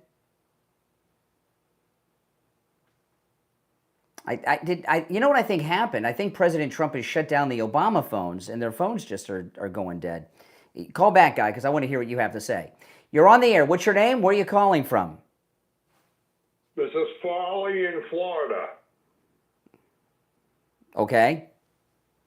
What's on your mind? You do realize there is one major nuclear facility that they haven't gone to in Iran. Do you know where that's at? No. Where? Okay, that's interesting, Eric. I haven't heard you mention it. Well, tell me where. It's in a mountain. Okay. Uh-huh. And? Now, you know, that mountain, what I've heard, it takes at least 2 to 3 bombs to get into it, and one won't do it. Oh, really? Open it up. Really? Yes. You look into So this is interesting. All right, where are you calling me from? Florida. Are you at Mar-a-Lago? No, I'm in another place. Well, you sound like you're in the Situation Room with the president, where you know all this classified intel that the public has not been made aware of. This was all over the news. All over the news. So this is interesting. So you mean to tell me that Iran or Israel have released classified targeting information and have released information that we don't have weapons strong enough to take out this classified location, that doesn't really make much sense to me. How about Newsmax? If Newsmax is reporting this, what they may have said is they're not sure if the bunker bomb. I've heard some interviews where they said, could the bunker bomb take that out? You're stating things for a fact that are not a fact. And so far as Newsmax, you just threw that out there to think you'll have credibility. The information you're giving me would be classified intel either from Iran or from the United States and Israel. So I don't know, are you Iranian? Or are you distributing classified information from the United States? Because what about? I thought there's a give and take. What about Fox and CNN? What about them? They've all reported that. Well, if they reported that, they're filling time. They don't know what the capability. These weapons that President Trump is talking about using, okay, have never been used publicly. No one is publicly sharing what their capabilities are or are not. That is highly classified. So what you're hearing are just a bunch of blowhards trying to impress the audience with a bunch of stuff they're making up. Okay, have a good day. Yeah, I'm sure I will. Will you? Guy sounds slightly intoxicated. You're on the air. What's your name? Where are you calling from? Hey, Brian. Good morning. It's JJ from Mass. Hey, JJ. You know, my comments about this Juneteenth are, well, first, Democrats don't have holidays. They have protest days. It's like 365 days a year. A holiday is sort of like a special day of protest. I mean, you got the one kid that called in. He's volunteering, but he's getting paid. Yeah. You got the party switch that they never switch. You got this guy LBJ is a Republican. It's like talking to the wall. Yeah, everything about them is like upside down and backwards. As far as days off go, federal employees, as far as I'm concerned, they have 2 holidays every week. It's called Saturday and Sunday. That's true. You don't need any more damn holidays. That's true. And Renee, oh my God, I was going to be a little sarcastic. I'm beginning to think Renee is a lost cause. But for millennia, Renee, and then some, the powerful tribes, the strong tribes, were enslaving the weak tribes in Africa. The same thing happened here in North America amongst the Indian tribes. Yeah. But in Africa, a couple of the tribes started getting weapons. It was a weapons race amongst the tribes, and the currency were their own people. Listen, this is what's going on. President Trump, what he said yesterday is there's too many federal holidays where everything is shut down. Okay. And he's not saying that Juneteenth should not be a federal holiday, but what he's saying is Juneteenth, and he didn't say Juneteenth by name, by the way, but he's saying that Juneteenth and some of the other federal holidays, it's okay to have them as a holiday, but we shouldn't be shutting everything down on these days. And my guess is, while we're on the verge of war with Iran, he needed to do something yesterday with the government that couldn't get done because of the Juneteenth federal holiday. The government was shut down. Yes. I don't know what that is, but there was something that happened. He couldn't get someone on the phone, or he wanted to do something and he couldn't. The President of the United States couldn't get it done because it was shut down. Yeah, that's crazy. Yeah, no, we do have. I remember thinking about the holidays. I mean, decades ago, thinking about everybody wants a friggin' holiday for everything. Everybody gets their holiday. When the hell are we going to work? But I understand the philosophy of celebrate your holiday. Celebrate with it. But you can work an 8-hour, 10-hour shift and then celebrate your holiday. But don't shut everything down. People need the infrastructure. Yeah, and this thing about the weapons that President Trump is talking about, suggesting he's going to use, are the most highly classified weapons we have. And no one knows their capabilities. They've never been used publicly.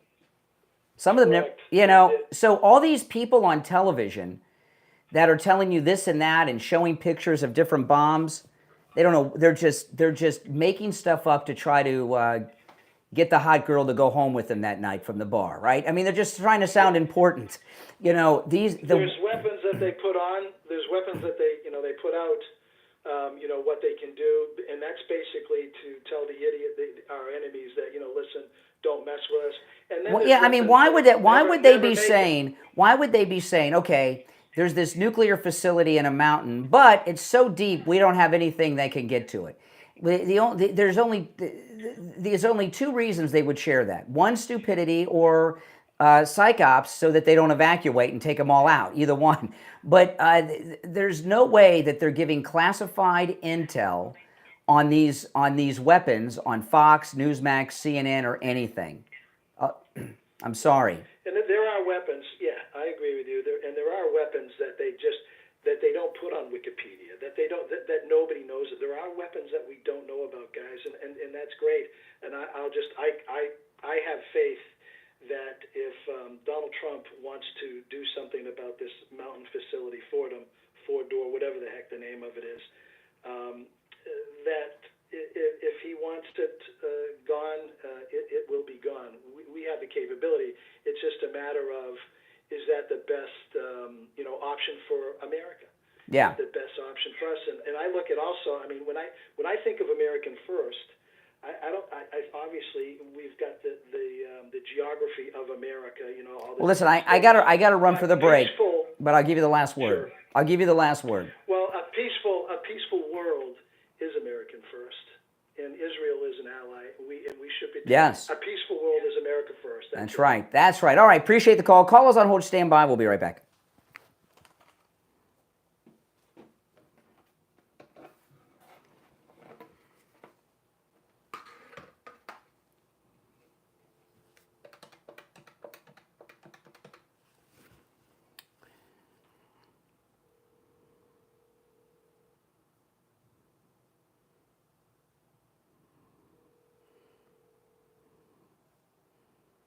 Hey, Barry.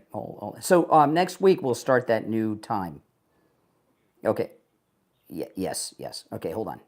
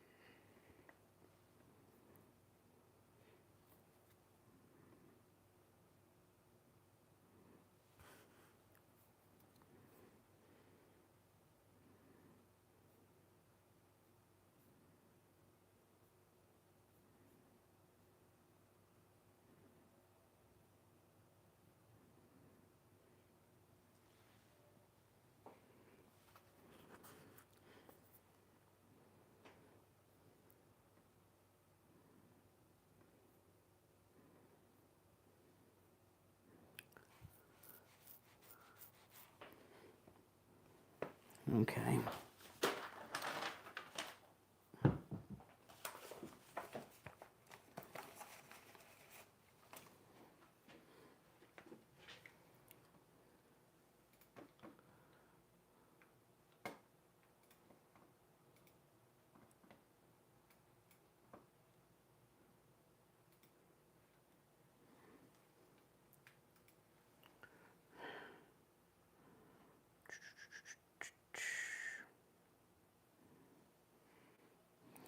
Less than a minute.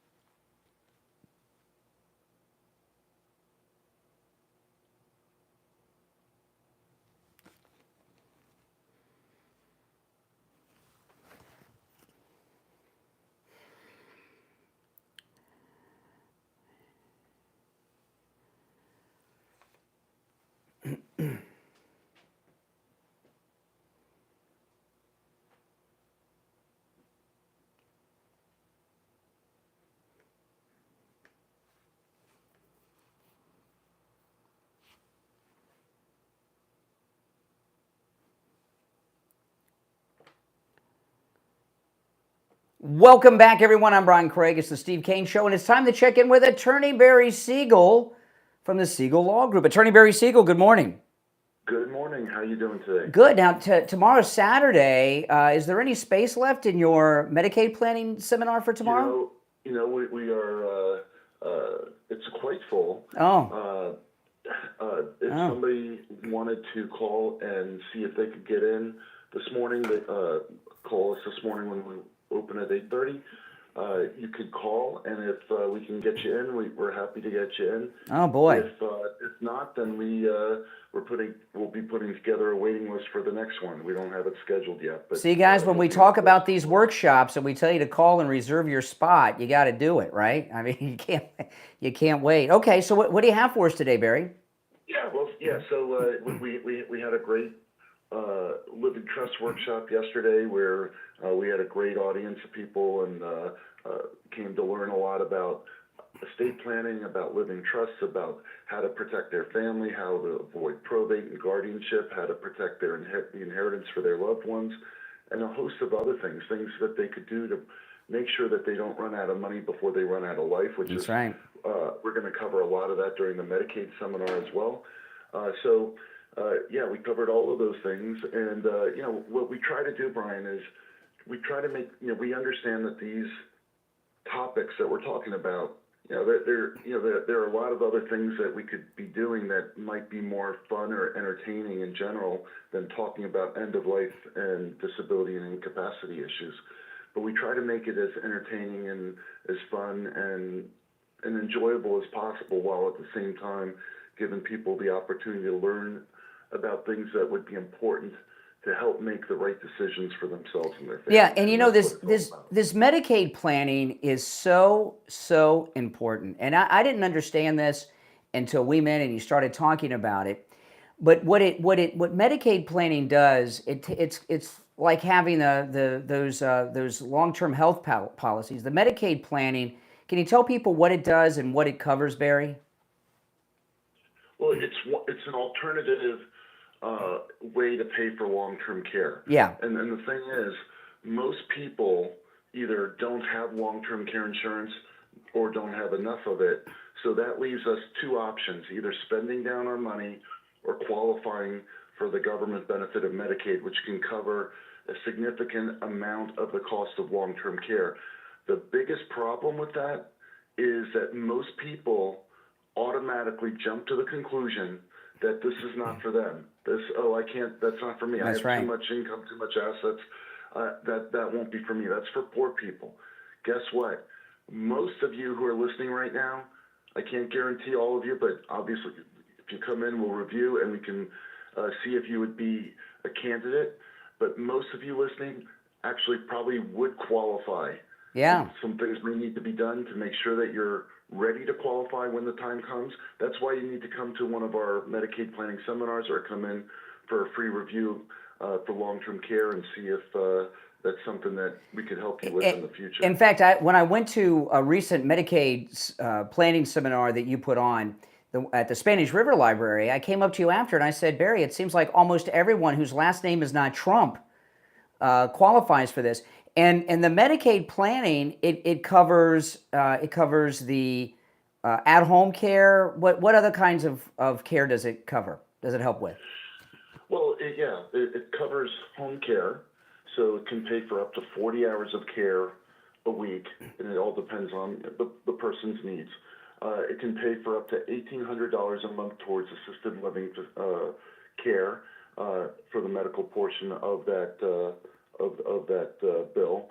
And for the nursing home, it could essentially cover the whole thing. Wow. Minus the bulk of your income. Mm-hmm. So, if you have income of $3,000 a month and the nursing home's $15,000 a month, essentially you're paying just short of the $3,000 as opposed to the $15,000. Which would you rather pay? Yeah, and how much is the average nursing home a month in the state of Florida? Do you know? I'd say somewhere between $10,000 and $15,000 a month. Wow. Although I've seen some that are higher than that. Really?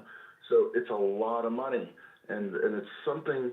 It's one of those bills that we don't want to have to pay every single month when we're in our retirement years on a nest, with a nest egg and a fixed income, because we'll run out. A lot of people will run out of money very quickly under those circumstances. And what happens that's so sad when this happens is when someone they spend all their money on that, and then when they pass, their surviving spouse is left destitute, broke, and even homeless, forced to move in with relatives. It doesn't have to be that way. Call the Siegel Law Group. Remember, it's a free in-office consultation with the Siegel Law Group. Online at siegellawgroup.com, or you can call toll-free 855-FLA-3782, 855-FLA-3782. And again, online, siegellawgroup.com. All right, Attorney Barry Siegel, we'll talk next week.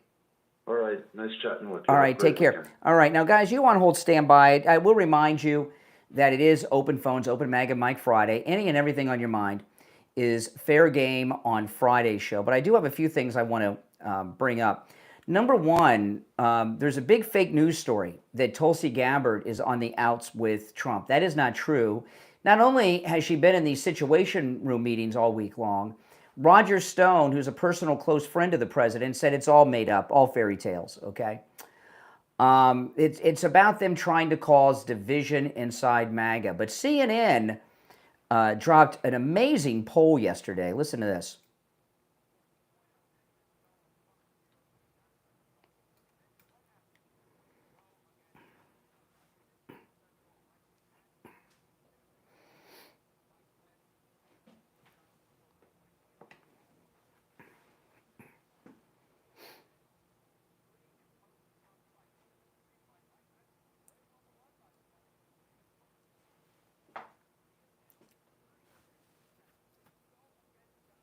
That's right.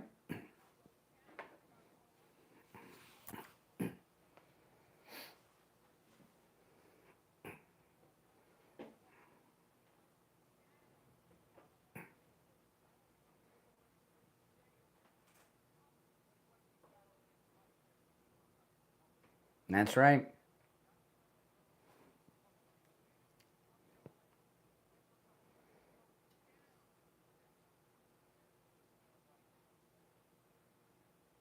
See, Tulsi. They hate Tulsi.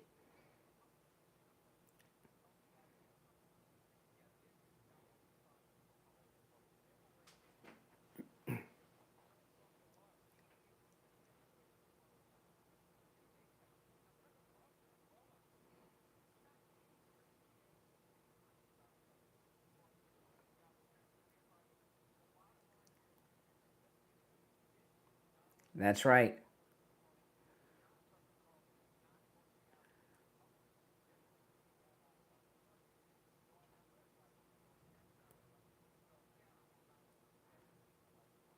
Yeah, and Bannon was at the White House yesterday, kissing the ring, and I know it's great, isn't it? Tucker called and apologized. Tulsi is not on the outs, according to the great Roger Stone. So things are going very, very well. You're on the air. What's your name? Where are you calling from? Good morning, Brian. This is Barbara in Baltimore. How are you today? Great show. Thank you, Barbara. I just thought I'd give you a call about, I'm so glad to see that there's some pushback on Juneteenth.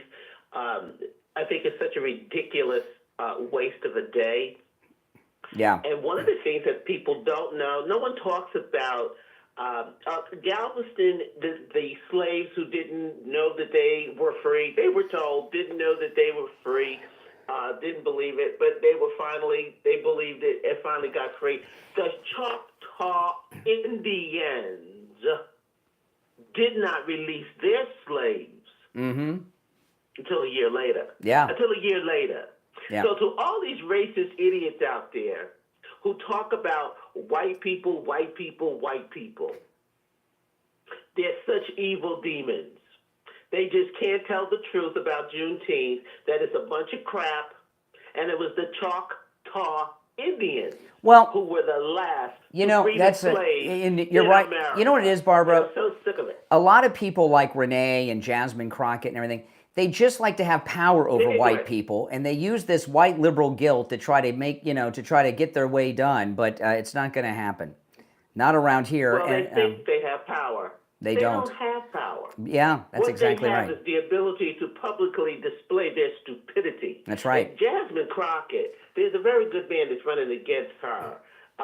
They're a disgrace. People like Jasmine Crockett, Maxine Waters, they are an embarrassment to black people.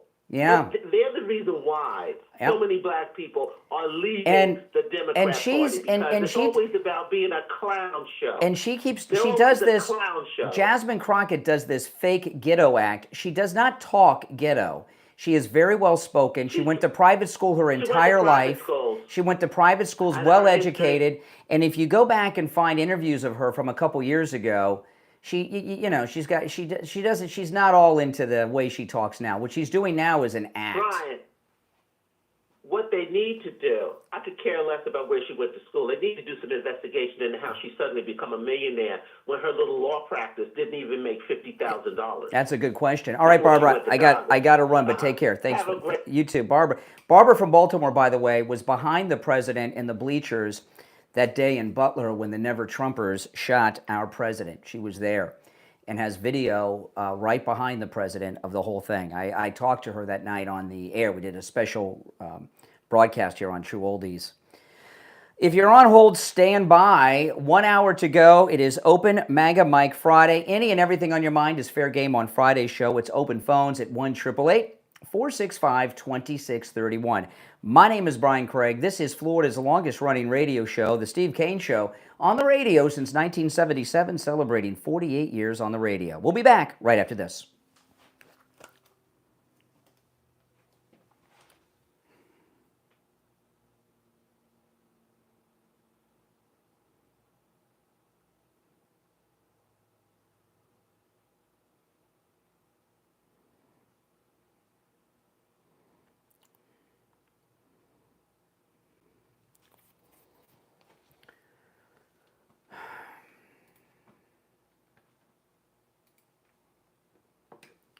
He's got his what?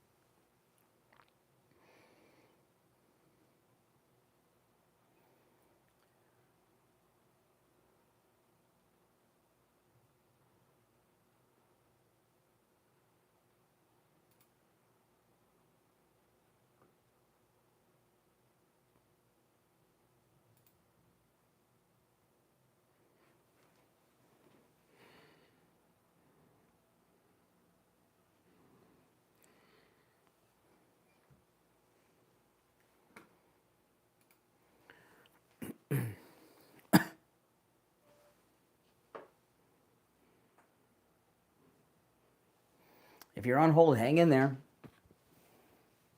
The weekend is here, friends. I'm very excited.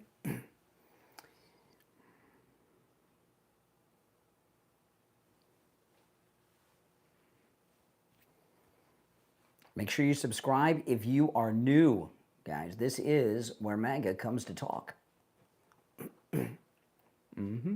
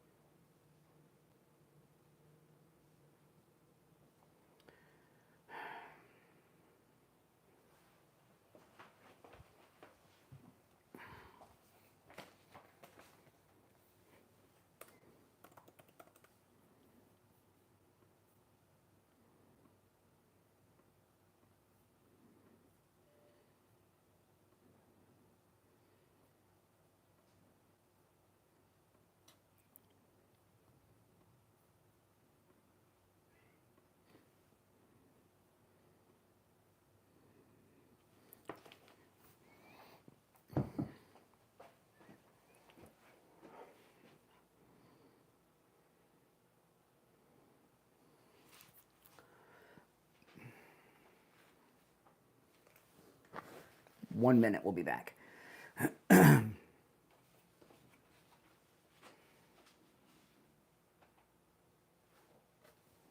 Longest running radio show in Florida. I believe the longest running radio show in the United States.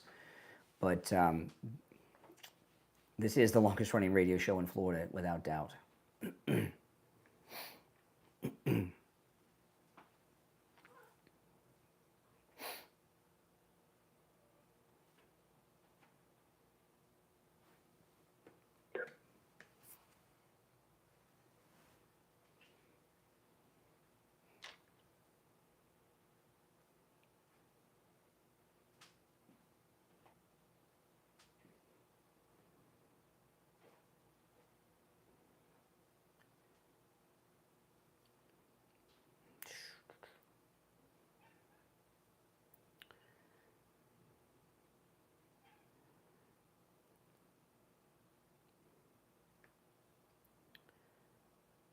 Welcome back. I'm Brian. It's the Steve Kane Show. The third hour has begun on this Open MAGA Open Phone Friday. If you're on hold, stand by. Before we go to the phones, I want to announce this incredible special that's going on from Coastal Weight Loss Secret. You guys know I've lost over 35 pounds. I only wanted to lose 25 pounds, and I ended up losing over 35 pounds. Now, I'm not going to tell you what my start weight was and what my end weight was, because, you know, it's bad enough. I'm telling you, I've lost so much weight all the time.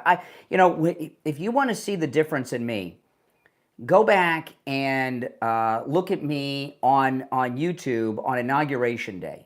I saw photographs of me at Wings Plus for our Inauguration Day event, and I got to tell you, I'm embarrassed at those pictures. I saw the way I looked. That is embarrassing. And for a lot of those people, that may be the only time they ever see me, and I got to do another appearance over there so people can see and get photographs with the new me, because, I took a lot of photographs over there, and people may show those pictures around for years. Oh, look, here's Brian Craig.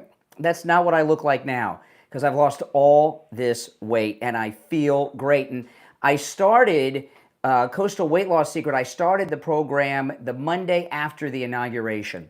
Okay, because I met with them. I went over there, I met with Dr. Zuckerman right before I came to Wings Plus, and that weekend I flew out to LA to see my daughter, and I said, Doc, I want to start when I get back. So I started the Monday after, and I've lost all this weight, but they have an incredible special going on right now.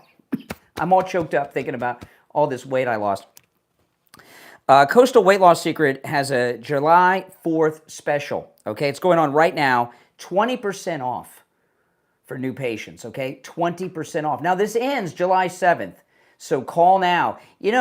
Virtual appointments are available as well. Here's the number, which means you can call them no matter where you're located and have this incredible transformation. Now, I just lost a little over 35 pounds, which was over 10 pounds over my goal. But if you want to lose less or even more, up into the hundreds of pounds, right? Give them a call. It works, okay? 561-247-6300. 561-247-6300. And online, coastalweightlasssecret.com. Sorry, guys. I'm all choked up here. Let's go to the phones. You're on the air. What's your name? Where are you calling from? Yeah, good morning to you. Happy weekend. Hope you have a great weekend. Oh, Richie. Hey, Richie. Now I'm going to get into it with Renee, the half a man. He's half a man. He's not even a whole man. You know why he's half a man? Because he uses the white man as a crutch in his whole life. His whole philosophy is what the white man did to us. Let me say something to you. I'm a Vietnam veteran. We were treated like crap when we came home from the war. But you know who was treated worse than us? The Vietnamese people that came over here, the black people. Yeah. They were discriminated against. They were kicked. They were spit on. It was disgraceful. And guess who makes the most money in this country today? The Vietnamese per income. So they don't use that crap as an excuse for their whole life. This June 13th crap shouldn't even be a holiday. You know what should be a holiday? The day President Trump eliminated affirmative action and woke.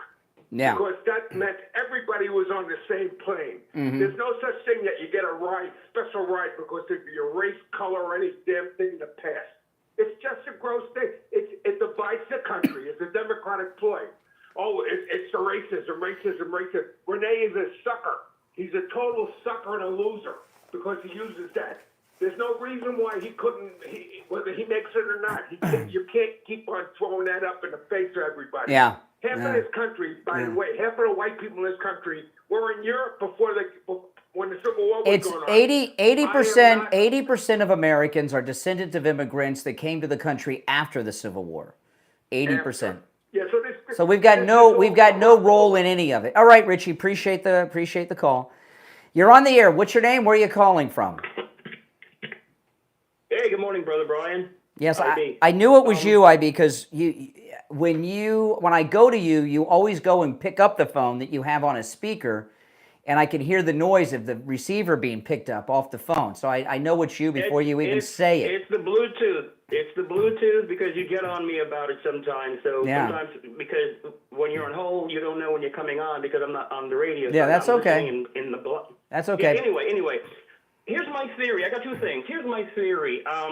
Trump telling everyone to get out of Tehran. I don't know if what we want to hit and blow up is the only power source that they would have to keep electricity on and to keep pumps flowing, to keep water going, or is it all in one unit? Now, we already took out the pipes, the smoke pipes. So, okay, they can't do any enrichment, but do they still need that same facility to keep the electricity going? So the 2 weeks any minute within the 2 weeks, it could be happening as I speak. He gave up to 2 weeks, not 2 weeks. So get the difference straight, you Democrats, okay? Now, was that necessary? Not just because of radiation fallout, or he didn't want the people the regular people to be hurt by not having water and electricity, and that's why he said to get out. We don't know that yet, but all we need is 4 mobs, MOBs, mothers of all bombs. We already know how it worked in when we was looking for Bin Laden, so we already know how deep he can go and what kind of.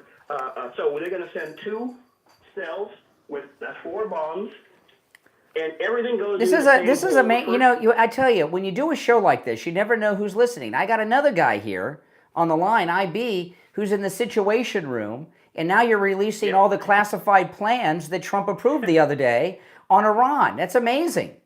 It's amazing how all these people from the Situation Room with the President of the United States, the War Room, not only listen and call me, but they're kind enough to share all the secret plans Trump approved in the war. That's great. Brian, we already know. We don't know. What's happening is it's been used before. The news You're is talking about something. Go ahead. You're talking about a war that was over 20 years ago. The weapons have advanced since then. Hey, I appreciate the call, though. I mean, give me a break. You're on the air. What's your name? Where are you calling from? Yeah, Jake, hold on. Let me turn you off. Yes. Which is the first we love to do. Jay from Jersey. Okay, today is Friday. I guess I get to bring up what I want to talk about right before you hang up on me. Is that what we're going to do? Well, there are limitations, but let's see. Okay, well. Always trying to make yourself into being a victim. I get it. Well, it's not a victim. It's like whenever I'm right about something, you hang up on me.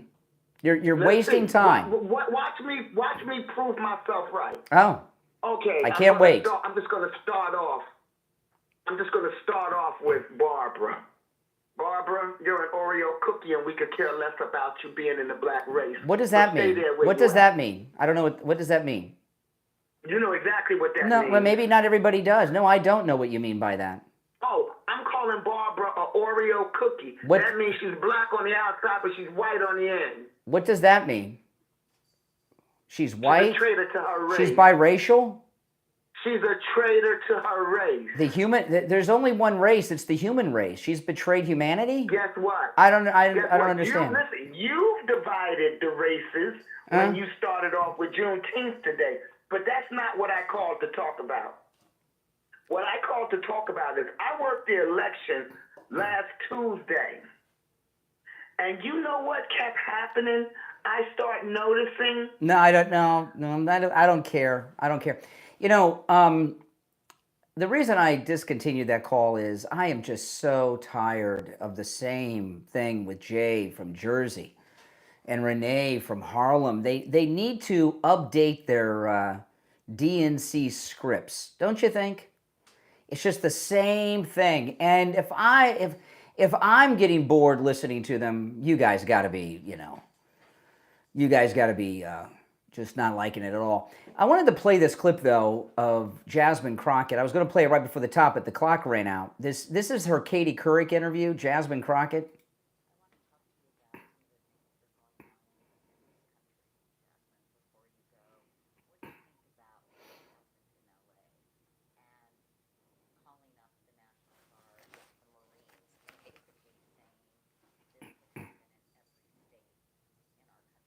What, Mexicans rise up and attack federal agents and government buildings? What does Katie Couric mean by that? Mm.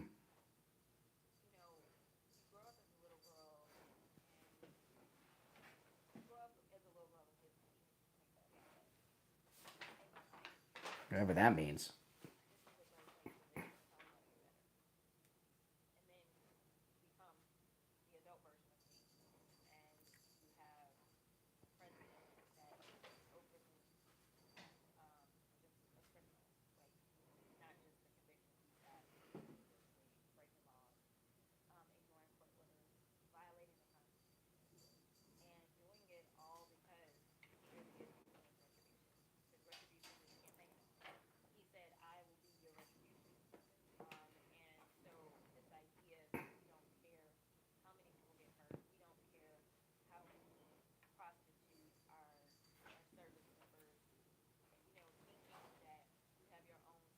Mm.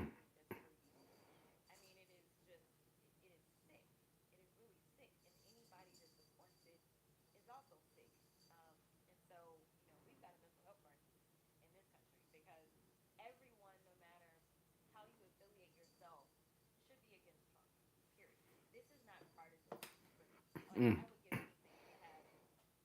Typical liberal who they don't have partisan opinions. They just see reality, right?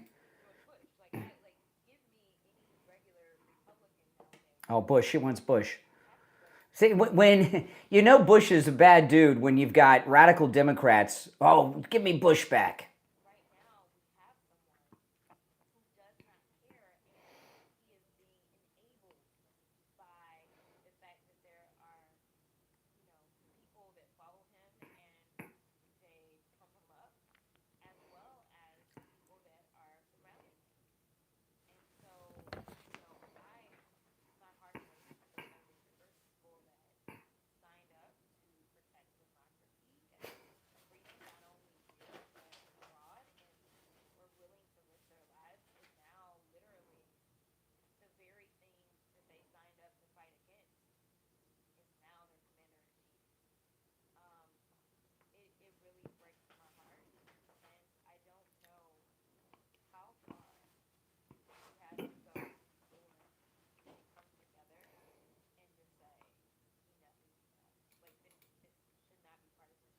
Okay, so is she talking like Candace Owens? Is she talking about a coup? What is Jasmine Crockett suggesting there?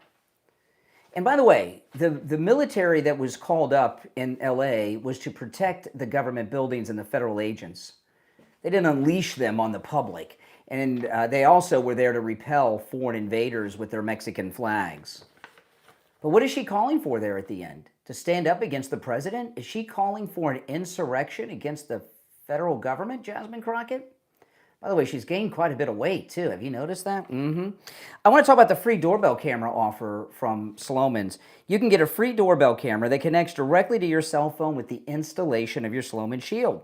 But that's not all. Slomin's, they're also going to give you a free customized home security system and professional installation when you use their low-cost central station monitoring. They're going to give you an LED touchscreen, a motion detector, 10 contacts, a lifetime warranty, and a backup battery.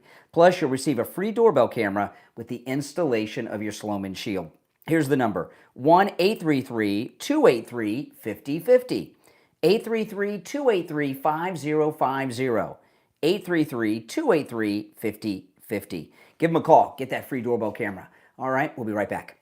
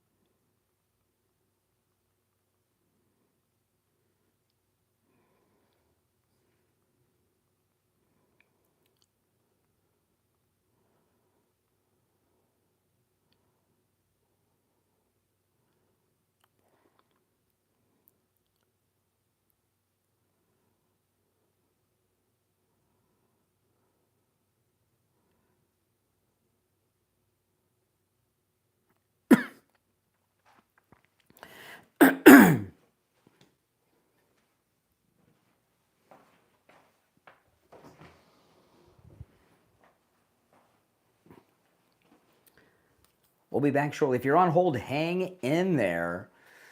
Oh, man. Jasmine Crockett, she's out of her mind. She was talking normally there, if you noticed. I guess she forgot the fake accent that she uses. If you're new to the program, make sure that you subscribe. This is where MAGA comes to talk. I take calls live like this Monday through Friday, but I'm here on YouTube all the time. I upload my podcast here. I live stream all the time, 7 days a week.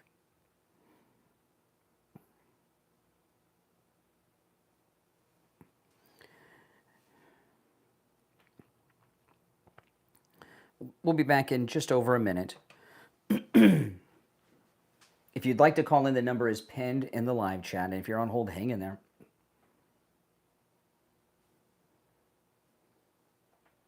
Not only do we save money on every deportation, you create a job. Mm-hmm.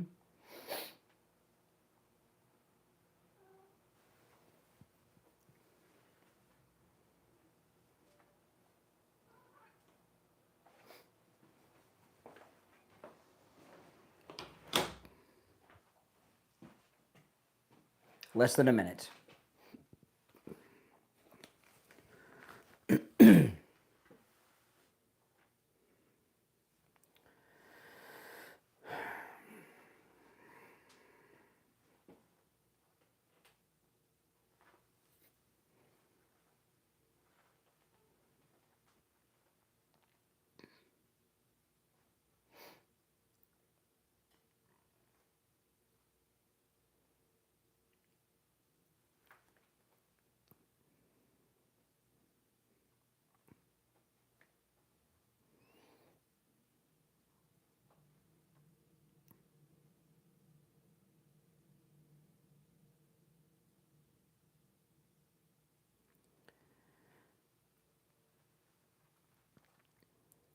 We're back. I'm Brian. It's the Steve Kane Show, Florida's longest running radio show. You know, we were talking during the break here in our chat room, and someone had said, every time Trump deports someone, we save money. And I said, yeah.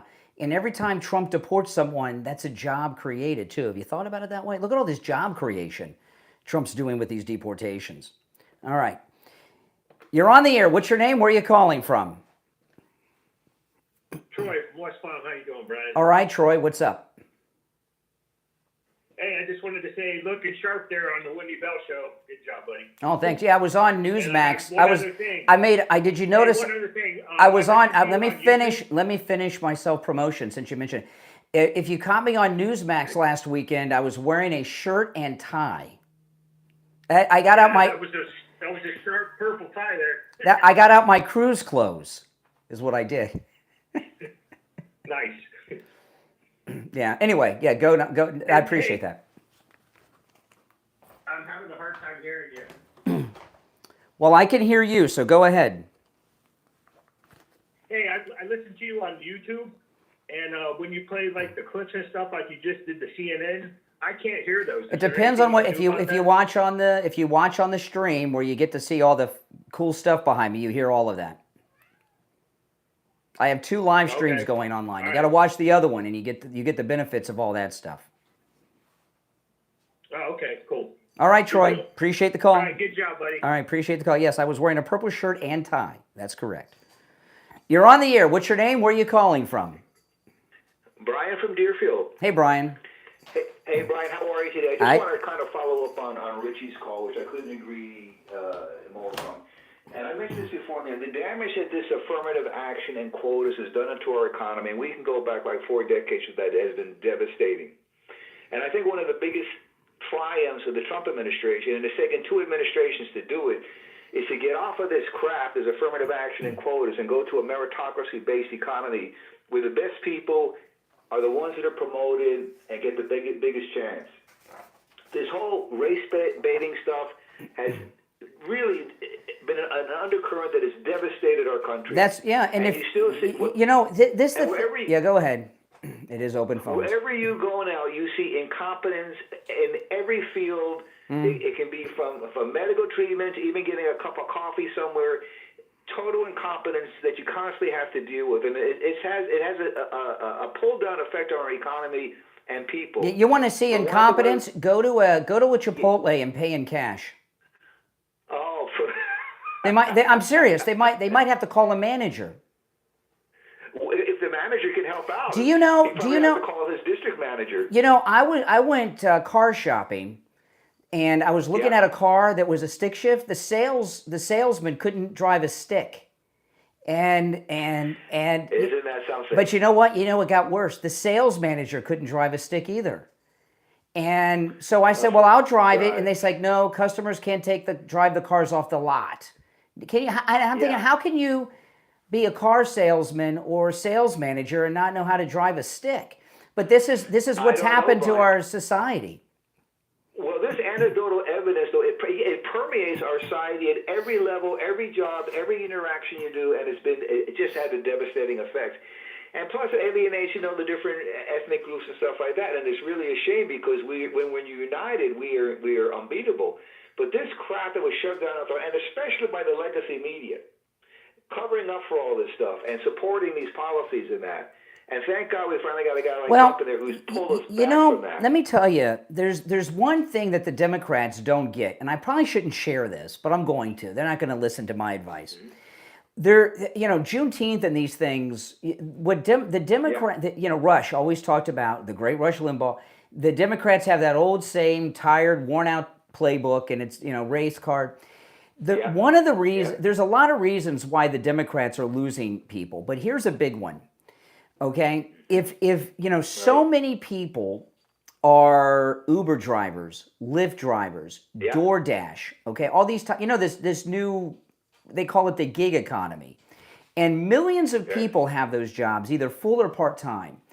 And one thing about those workers that people don't realize on the left, and these are working class people. They work very hard, and they're of all different ethnicities. And I think they're voting Republican.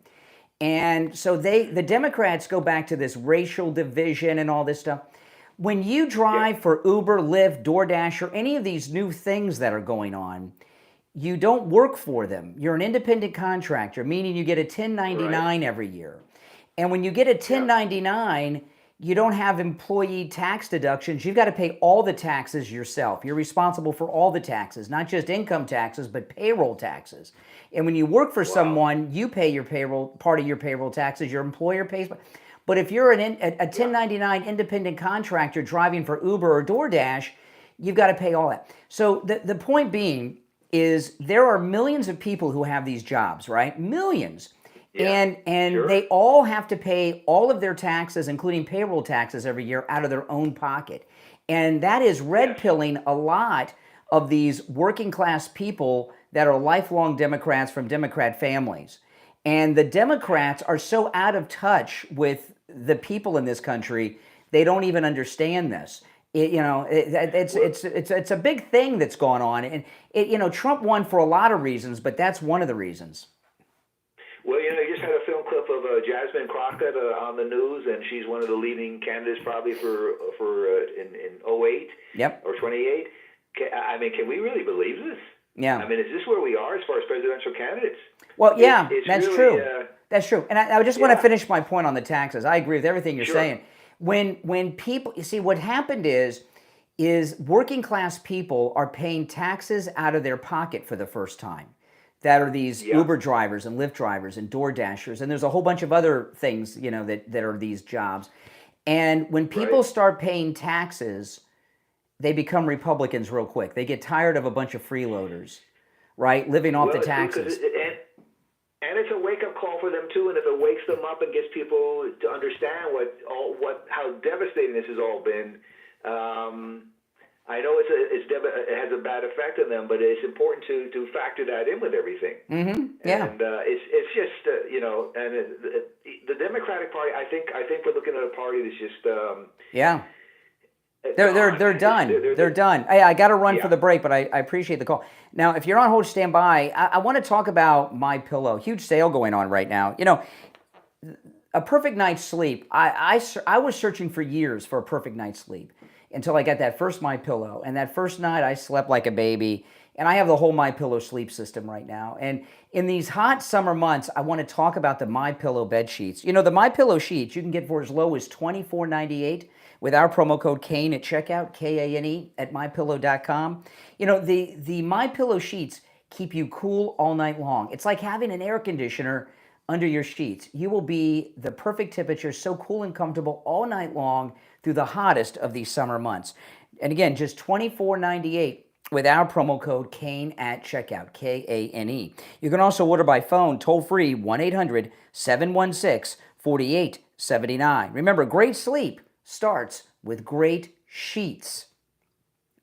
You guys heard the H there, right? Again, you can order by phone as well, 1-800-716-4879. Promo code Kane, Kane. We'll be right back.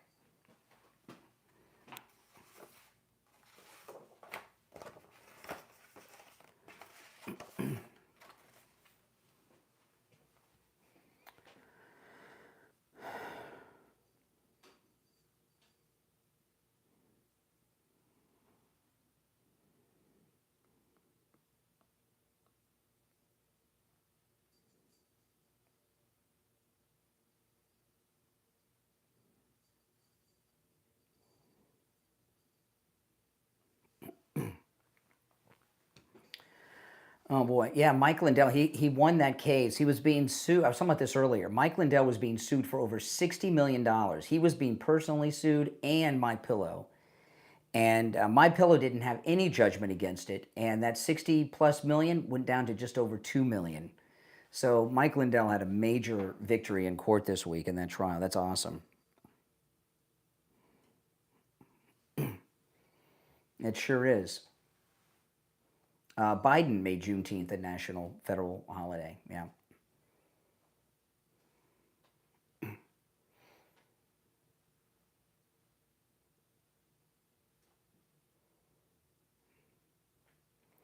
If you're on hold, hang in there. I'll go back to the phones after the break.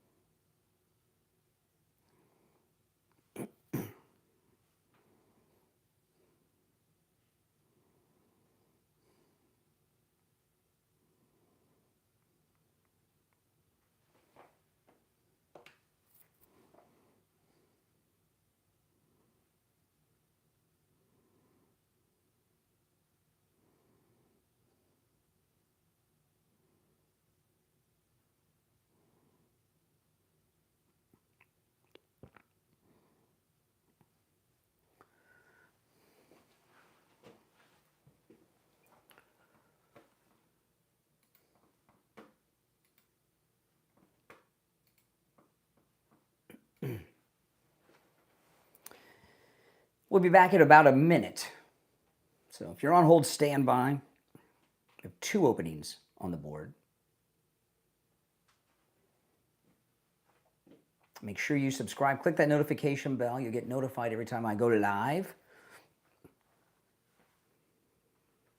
Less than a minute.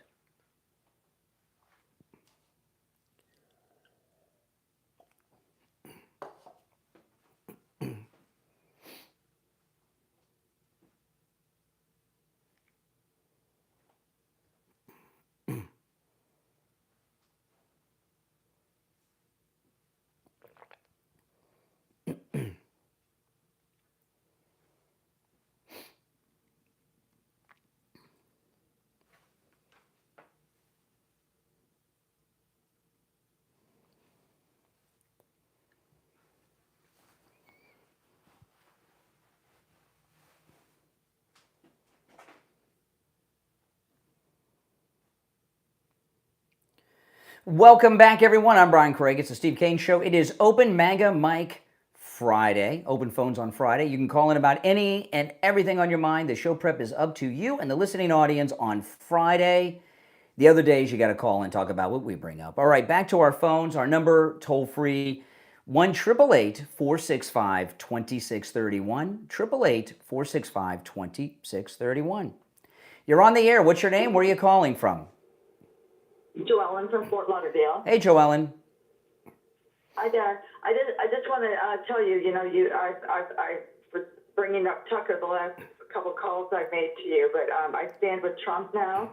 Yes. Listening to him, and so anyways, I'm just saying that I am MAGA, and I'm not sure that why you. I know you're MAGA. I can't speak for I know you were MAGA. I know you're MAGA. I didn't say you weren't MAGA. You said anybody that doesn't stand with Trump. But I knew you would. I know you do and would. You just got let us. It wasn't easy to. It wasn't hard to fall into that Tucker. Bannon went to the White House yesterday to kiss the ring, and Tucker called the president the other day and apologized.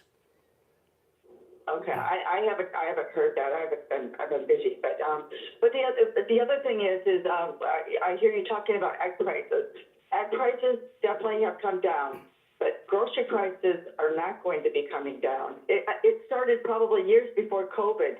I forget the situation, but that's when it started, where prices went up and they reduced the size of the packaging. Then COVID made it all the more worse.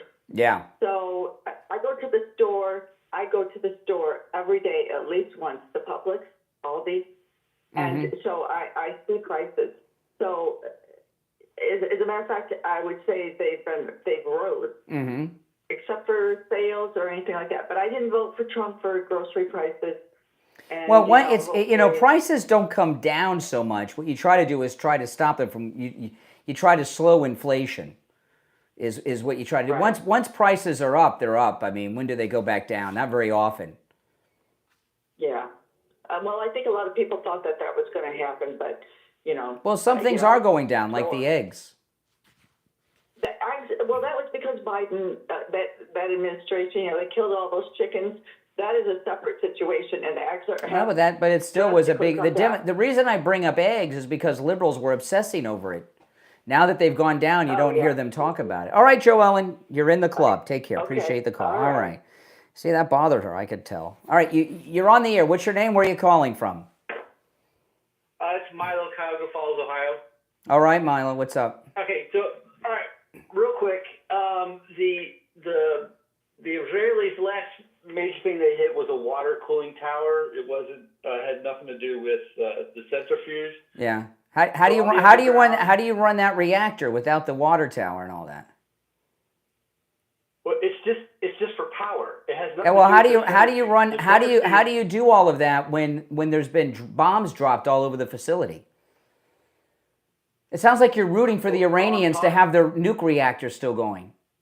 No, no, that's not what I'm saying. What I'm saying is that what they're trying to do now is take out power in there, because as soon as all the bombs dropped in the center, all the Fordo and all those sites have been hit, they're going to have to bring Marines in to look for all of their enriched uranium that's already there. They don't know for sure where that's at. So they've moved two. My guess. Listen, my guess is none of us know. Okay, we have some. No, we definitely don't know for sure. But my guess is the damage that we've seen has the damage could be more devastating. Okay, they got the weapons to. They're a nuclear power, Israel. They could wipe out everything. They don't want to totally destroy it because they want to do what you said. They want to be able to send soldiers in to see if the uranium's there, right, and things like that. And if they obliterate everything, they can't send those inspection teams in. So that's why you have the damage. The damage is only what it is, so they can go in there and examine it. Then they'll blow it up. They'll blow it up after. Yeah. Oh yeah, absolutely. And I think the Israelis are trying to take out the Ayatollah. I mean, no doubt. It's pretty much guaranteed. No doubt. I mean, it's just, I mean, and and I know people hate this. They don't want Americans involved with the politics of other countries, but at the same time, we have to make sure that we don't get another crazy person, in that area that's already set up for being. And I got to tell you, everybody is pushing the Shah. The Shah that we're seeing now is the son of the last reigning Shah. And he's making this move to take over Iran. Last week, his daughter got married to a Jewish guy in Europe. I don't know how accepting the Iranian people. That. Yeah, I learned that from you. yeah. I don't know. I don't know how accepting the Iranian people are going to be to a Shah that has Jews in the family. I just have an idea that they wouldn't be too accepting of that. I agree with you, but also the Iranian people. I mean, they've been controlled by a Shia, whatever you call it, Shia.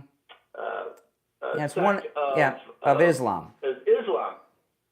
So I would say, like, if you look back at the 70s, the Iranian people during the 70s, they were very democratic. They were more liberal. I know we hate that word, but but those people are gone. Those people are gone, and the population. They'll go right back. They will come right back. Maybe and build that country. There's plenty of money for them. I saw these three idiot American white guys on YouTube yesterday who just visited Iran during all this crap. Somehow they got a pass to go there, and they're showing how beautiful and everything that it is, because they're going around where the elite are. And if they get captured, they're going to want Trump to do something to free them up. But yeah, I know, right? Yeah, but this is the deal. All Muslims hate Jews pretty much in these countries like Iran. Just some don't hate them as much. So I agree with you that if it was liberated, there's a good chance it would go back to the something like the old days.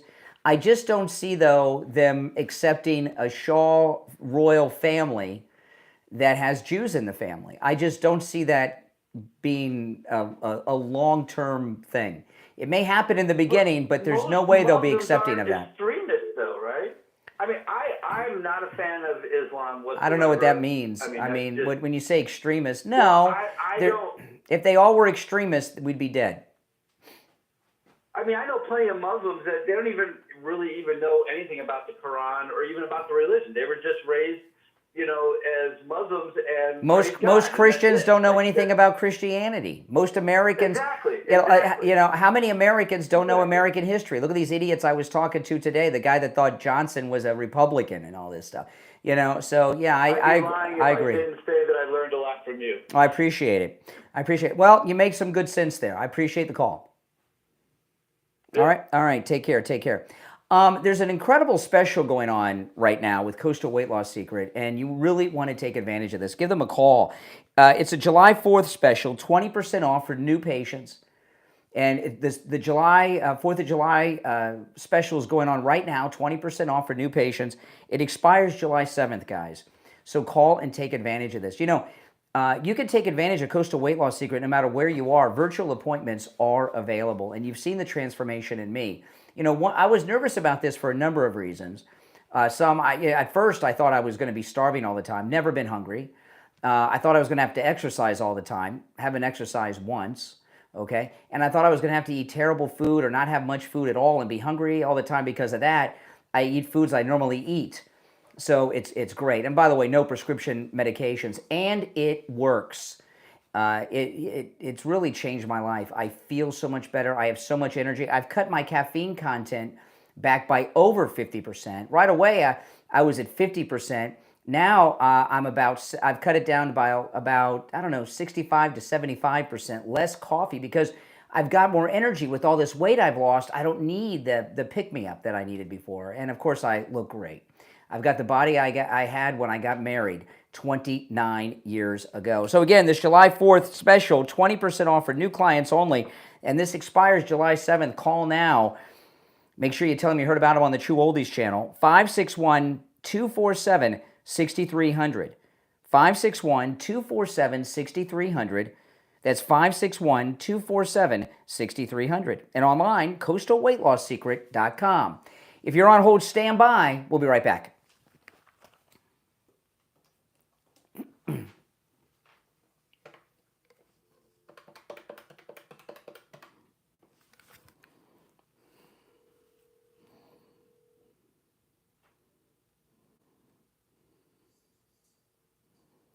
Hey there, it's Brian. Hold on.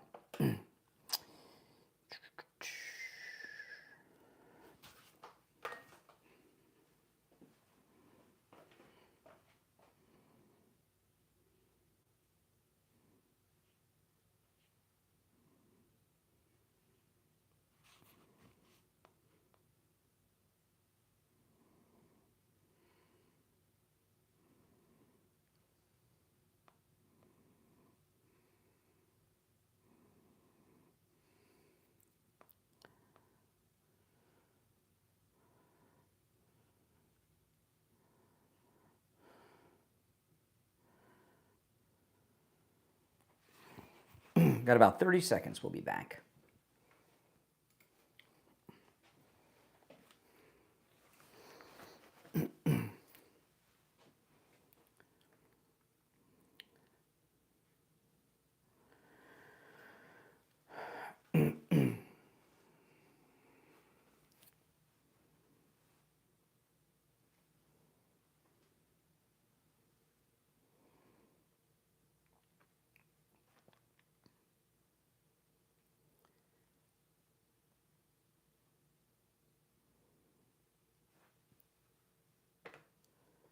Welcome back, everyone. I'm Brian Craig. You're listening to the Steve Kane Show, Florida's longest running radio show. And it's time to check in with William Youngerman from the offices of William Youngerman Incorporated with our final gold and precious metals report of the week. William Youngerman, how are the metals ending the week?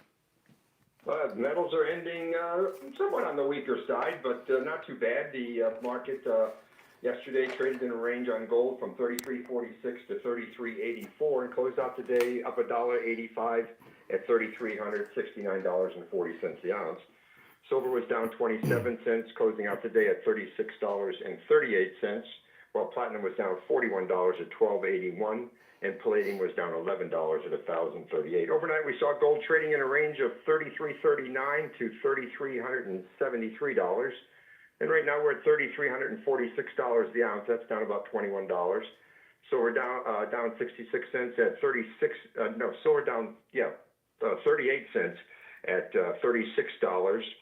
Platinum down $12 at $12.67, and palladium down or up $7 at $1,045. So the market's pretty stable going into the end of the week here. Yeah, and you know, William, one thing I talk to you about sometimes with these great prices on some of the other metals like silver, a lot of times people take these opportunities to take their silver and transfer it into gold. How does that work? Yeah, they simply bring in their silver, and we calculate a very fair exchange price, and they can walk out with the gold, or if they're doing it vice versa, selling their trading in their gold and taking silver, or any commodity. We can trade even any way you want. Platinum, palladium, silver, gold. It's all available to make exchanges, and we see that happening a lot more lately with the certain metals outpacing others. Yeah, absolutely. And it's a very common thing, and it's very easy to do. Listen, William Youngerman opens up at 10 a.m. Give him a call, 1-800-327-5010, 1-800-327-5010, or stop in. He's located on the first floor of the Bank of America building in Boca, immediately east of US 1 Federal Highway at 150 East Palmetto Park Road in Boca. And you can find both his phone number and address on his website, williamyoungerman.com. All right, William Youngerman, we'll talk on Monday. Okay, have a great weekend. All right, take care. All right, call us on hold, stand by. This is the final stretch of the Open MAGA Mike Friday edition of the program. Let's go. You're on the air. What's your name? Where are you calling from? My name is Missy Stevenson, and I'm calling from San Marcos, Texas. All right, go ahead, Missy in Texas. I just wanted to, there's a couple things that I wanted to tell you that I'm sorry that I missed so much of the content of the show while I was on hold for 34 minutes. because I couldn't hear. Yeah, but what was that's going okay. What's on your mind? Well, I just wanted to know if you had read the text message from Mike Huckabee to President Trump. You know, I saw a story about that, and then I didn't get a chance to read it. Do you know what it said? You could tell me. Yeah, I can actually read it to you. I have it up here. You Okay. Want me to? Yeah. Now Huckabee is the United States ambassador to the Vatican, right? Israel. Israel. Yeah, Israel. Yeah, I mean to say Israel. Yes. Yes. I misspoke. So it says, Mr. President, God spared you in Butler, Pennsylvania to be the most consequential president in our century, maybe ever. The decisions on your shoulders I would not want to be made by anyone else. You have many voices speaking to you, sir, but there is only one voice that matters, his voice. I am your appointed servant in this land, and I am available for you, but I do not try to get in your presence often because I trust your instincts. No president in my lifetime has been in a position like yours, not since Truman in 1945. I don't reach out to persuade you, only to encourage you. I believe you will hear from heaven, and that voice is far more important than mine or anyone else's. You sent me to Israel to be your eyes and ears and voice and to make sure our flag flies above our embassy. My job is to be the last one to leave. I will not abandon this post. How much longer? How much longer is this text? How much longer is It's it? almost over, right? All right. It's like 2 more sentences. Okay. You did not seek this moment. This moment sought you. It is my honor to serve you, Mike Huckabee. Yeah, Mike Huckabee. It's very nice. My texts are just usually 1 or 2 words, you know. But Mike Huckabee is. I know. You know. It was a very long text, and it was really a private message from him. He's to a President Mike Trump, Huckabee. He's a man of a few thousand words, but we love him. And he's a wonderful man of God, and he loves our president, and so do I. All right, I appreciate. And just Yeah, one more thing. yes. I love your hat with 2028, and I believe he deserves another term for the 2020 election that was stolen from him. Okay, I appreciate it. Okay, there's a big problem. You can't let people read on the air. It's one of the big rules, and I broke it. I didn't know. If I'd have known it was that long, I wouldn't have let it. You're on the air. What's your name? Where are you calling from? Hi, this is Matt. I'm in Lake Worth, and I just wanted to give a couple of comments. We've been to the Bahamas for 6 months, traveling around all the islands, and I just wanted to put a little plug in for Elon. Without Starlink, I mean, we could be in the middle of nowhere, and we still are in communication. I was listening to your show, and it's just amazing. And also, our Comcast at the house went out for about 5 weeks. And we got a Starlink, and in the afternoon, we have internet without that. So that's a good thing. You know that when we do our MAGA cruises, we have Elon's Starlink internet. It is amazing. I couldn't believe. You know, I've been on the cruise ships before they had it, and the internet was useless. It was worse than dial-up, and now it's like almost as fast as my house on the cruise ships. It's amazing. It's amazing. So anyhow, there's an alternate. But also in our trip to the Bahamas, you know, those people, the Bahamians, most of them are descendants of slavery. Mm-hmm, sure. And they are the most wonderful, warm, helpful people. And then a lot of them are very, very poor. And if the guy had one shirt and you needed it, he'd give it to you. And time again, all the islands, we went all the way down to Long Island, which is way down south in the Exumas, and it's just a different mindset. Do you know why it is? Slow down on it. You know, what you said is true. Why do you think it's better in the Bahamas? On our MAGA cruise, one of our stops, we're going to Antigua, but we're also going to Nassau. But and I forgot where else, but Nassau is one of our stops. Why do you think what you're saying is the Bahamians don't have that anger towards Whitey? Why do you think that is, as opposed to people like Renee and Jay? Why? I know why, but let me see if you know why. I'm kind of guessing that the Democrats have brainwashed these people, and that the government exactly. They have been brainwashed, and the Bahamians have not gone to school in America, and they haven't been brainwashed to hate white people in the American school system, and that's what's happened in this country, and the media too, but mainly the education system. It's a sad thing. Mm-hmm. I mean, I do believe that, you know, like the Holocaust, we can't forget. If we forget these things in history, they'll be repeated. So, okay. I think it's just some recognition. I don't think it should be a holiday, the Juneteenth, where all the banks close and all of that. But yeah, it's good to remember. But then also, I think it reignites racism to some degree. Well, that's what the Democrats do. Everything the Democrats do is about division. White against black, gay against Christian. Everything they do is to cause dissent among people. They try to make everybody hate each other. That's what the Democrats do. Hey, listen, we're short on time, but I appreciate the call. Okay. All right, take care. The last thing is I love your show, and it keeps me up to date on what's happening. That's great. Well, I appreciate it. Good to hear that. Thank you. If you're on hold, stand by. I want to talk about Friendly Tire in Margate. I've been buying my tires at Friendly Tire in Margate for about 20 years. You know, they have, at Friendly Tire, you can get new tires out the door and on the road as low as $70 a tire. That's right. And what I mean by out the door and on the road, Friendly Mike at Friendly Tire, when he quotes you a price over the phone, I'm going to give you the number in a minute. That's out the door and on the road, meaning he doesn't charge you to balance the tire, mount the tire, or dispose of your old tire. And he has all the name brands you know and love, Michelin, Good. I'm a Firestone guy. One of my cars has run flats, great deal on run flats. If you have a Tesla, he's got the special equipment for those and great deals on those. But whatever type of vehicle you have, he can get you the tires for it. At prices lower than you'll get anywhere else. He also does tire repairs, which other tire shops don't, and they're very inexpensive. And he has thousands of used tires that are very good tires in stock as well. Give Friendly Mike at Friendly Tire a call. He'll give you a quote right over the phone, all right? 954-977-9445. 954-977-9445. That's 954-977-9445 for Friendly Tire in Margate. All right, you're on the air. What's your name? Where are you calling from? Louise from Boca Raton, the mask lady. Mm-hmm. I just want to say, you know how I hate injustice, and I have to call in the defense of poor Mike from Louisiana and Renee, who happens to be a very colorful caller. They're avid listeners. I don't feel they should be treated that way. Well, with Renee, so Renee calls in, is as nasty as can be, just saying god-awful stuff. I let him on pretty much any day he calls. I think I treat him well, considering what he says and does. And so far as, who was the other one? Mike from Louisiana. Okay, Mike from Louisiana is a very nice guy, and I like him. But when he calls in, his calls go, Brian, you're right. And then he repeats what I just said, word for word.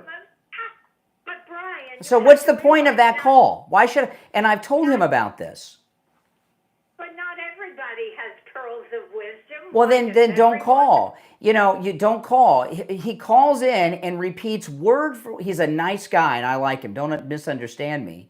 But he'll call in and say exactly what I say, word for word, a minute after I said it. So I mean, he's useless as a caller. But you hurt his feelings. I'm not his dad or therapist. No, it's just that why everybody has all these wonderful things to say. I have an obligation to the audience. Just because some guy is a nice guy doesn't mean I can hand over this widely listened to program to them. That's crazy. I don't see that others are coming out with pearls of wisdom, including You don't have to have pearls of wisdom. No, this call you're making is very interesting. You know, you're interesting most of the time. Well, you know how I hate the underdog. I really do. Well, or people that I don't like. All right, appreciate the call. All right. Let's see. I'll try to squeeze in another call or two. All right, you're on the air. What's your name? Where are you calling from? Florida. Yeah, the mask lady again has too much. She's still masking up.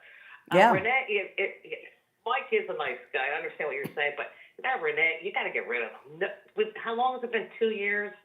We're tired of Renee and Jay. And what's that other jerk? Tom, we're called once in a while. Tom. They have them. Who's Tom? Yeah. What's that? I think it's Tom. He used to call, Fudge. That guy that calls once in a while. No, I don't know. Buddy. Yeah, he's from Pompano, I think. But anyway, they're losers. Nobody wants to. You don't like hearing from liberals. Yeah, but they're No, Renee and stupid. Jay are They're not. I'm not limiting Renee and Jay. Most of the time, they're okay. Today, I just got a little bored, but They call you stupid all the time. that's They people call me I'm much saying that worse. Somebody calls me That's stupid. nothing. Hey, somebody calls me stupid, and it's live on air. I tell them go to hell. That's Yeah. bullshit. Okay, all right. But last call, first dump of the day. We had to end the show on a dump. Oh my goodness. But she thinks she should be on the air. Oh my goodness.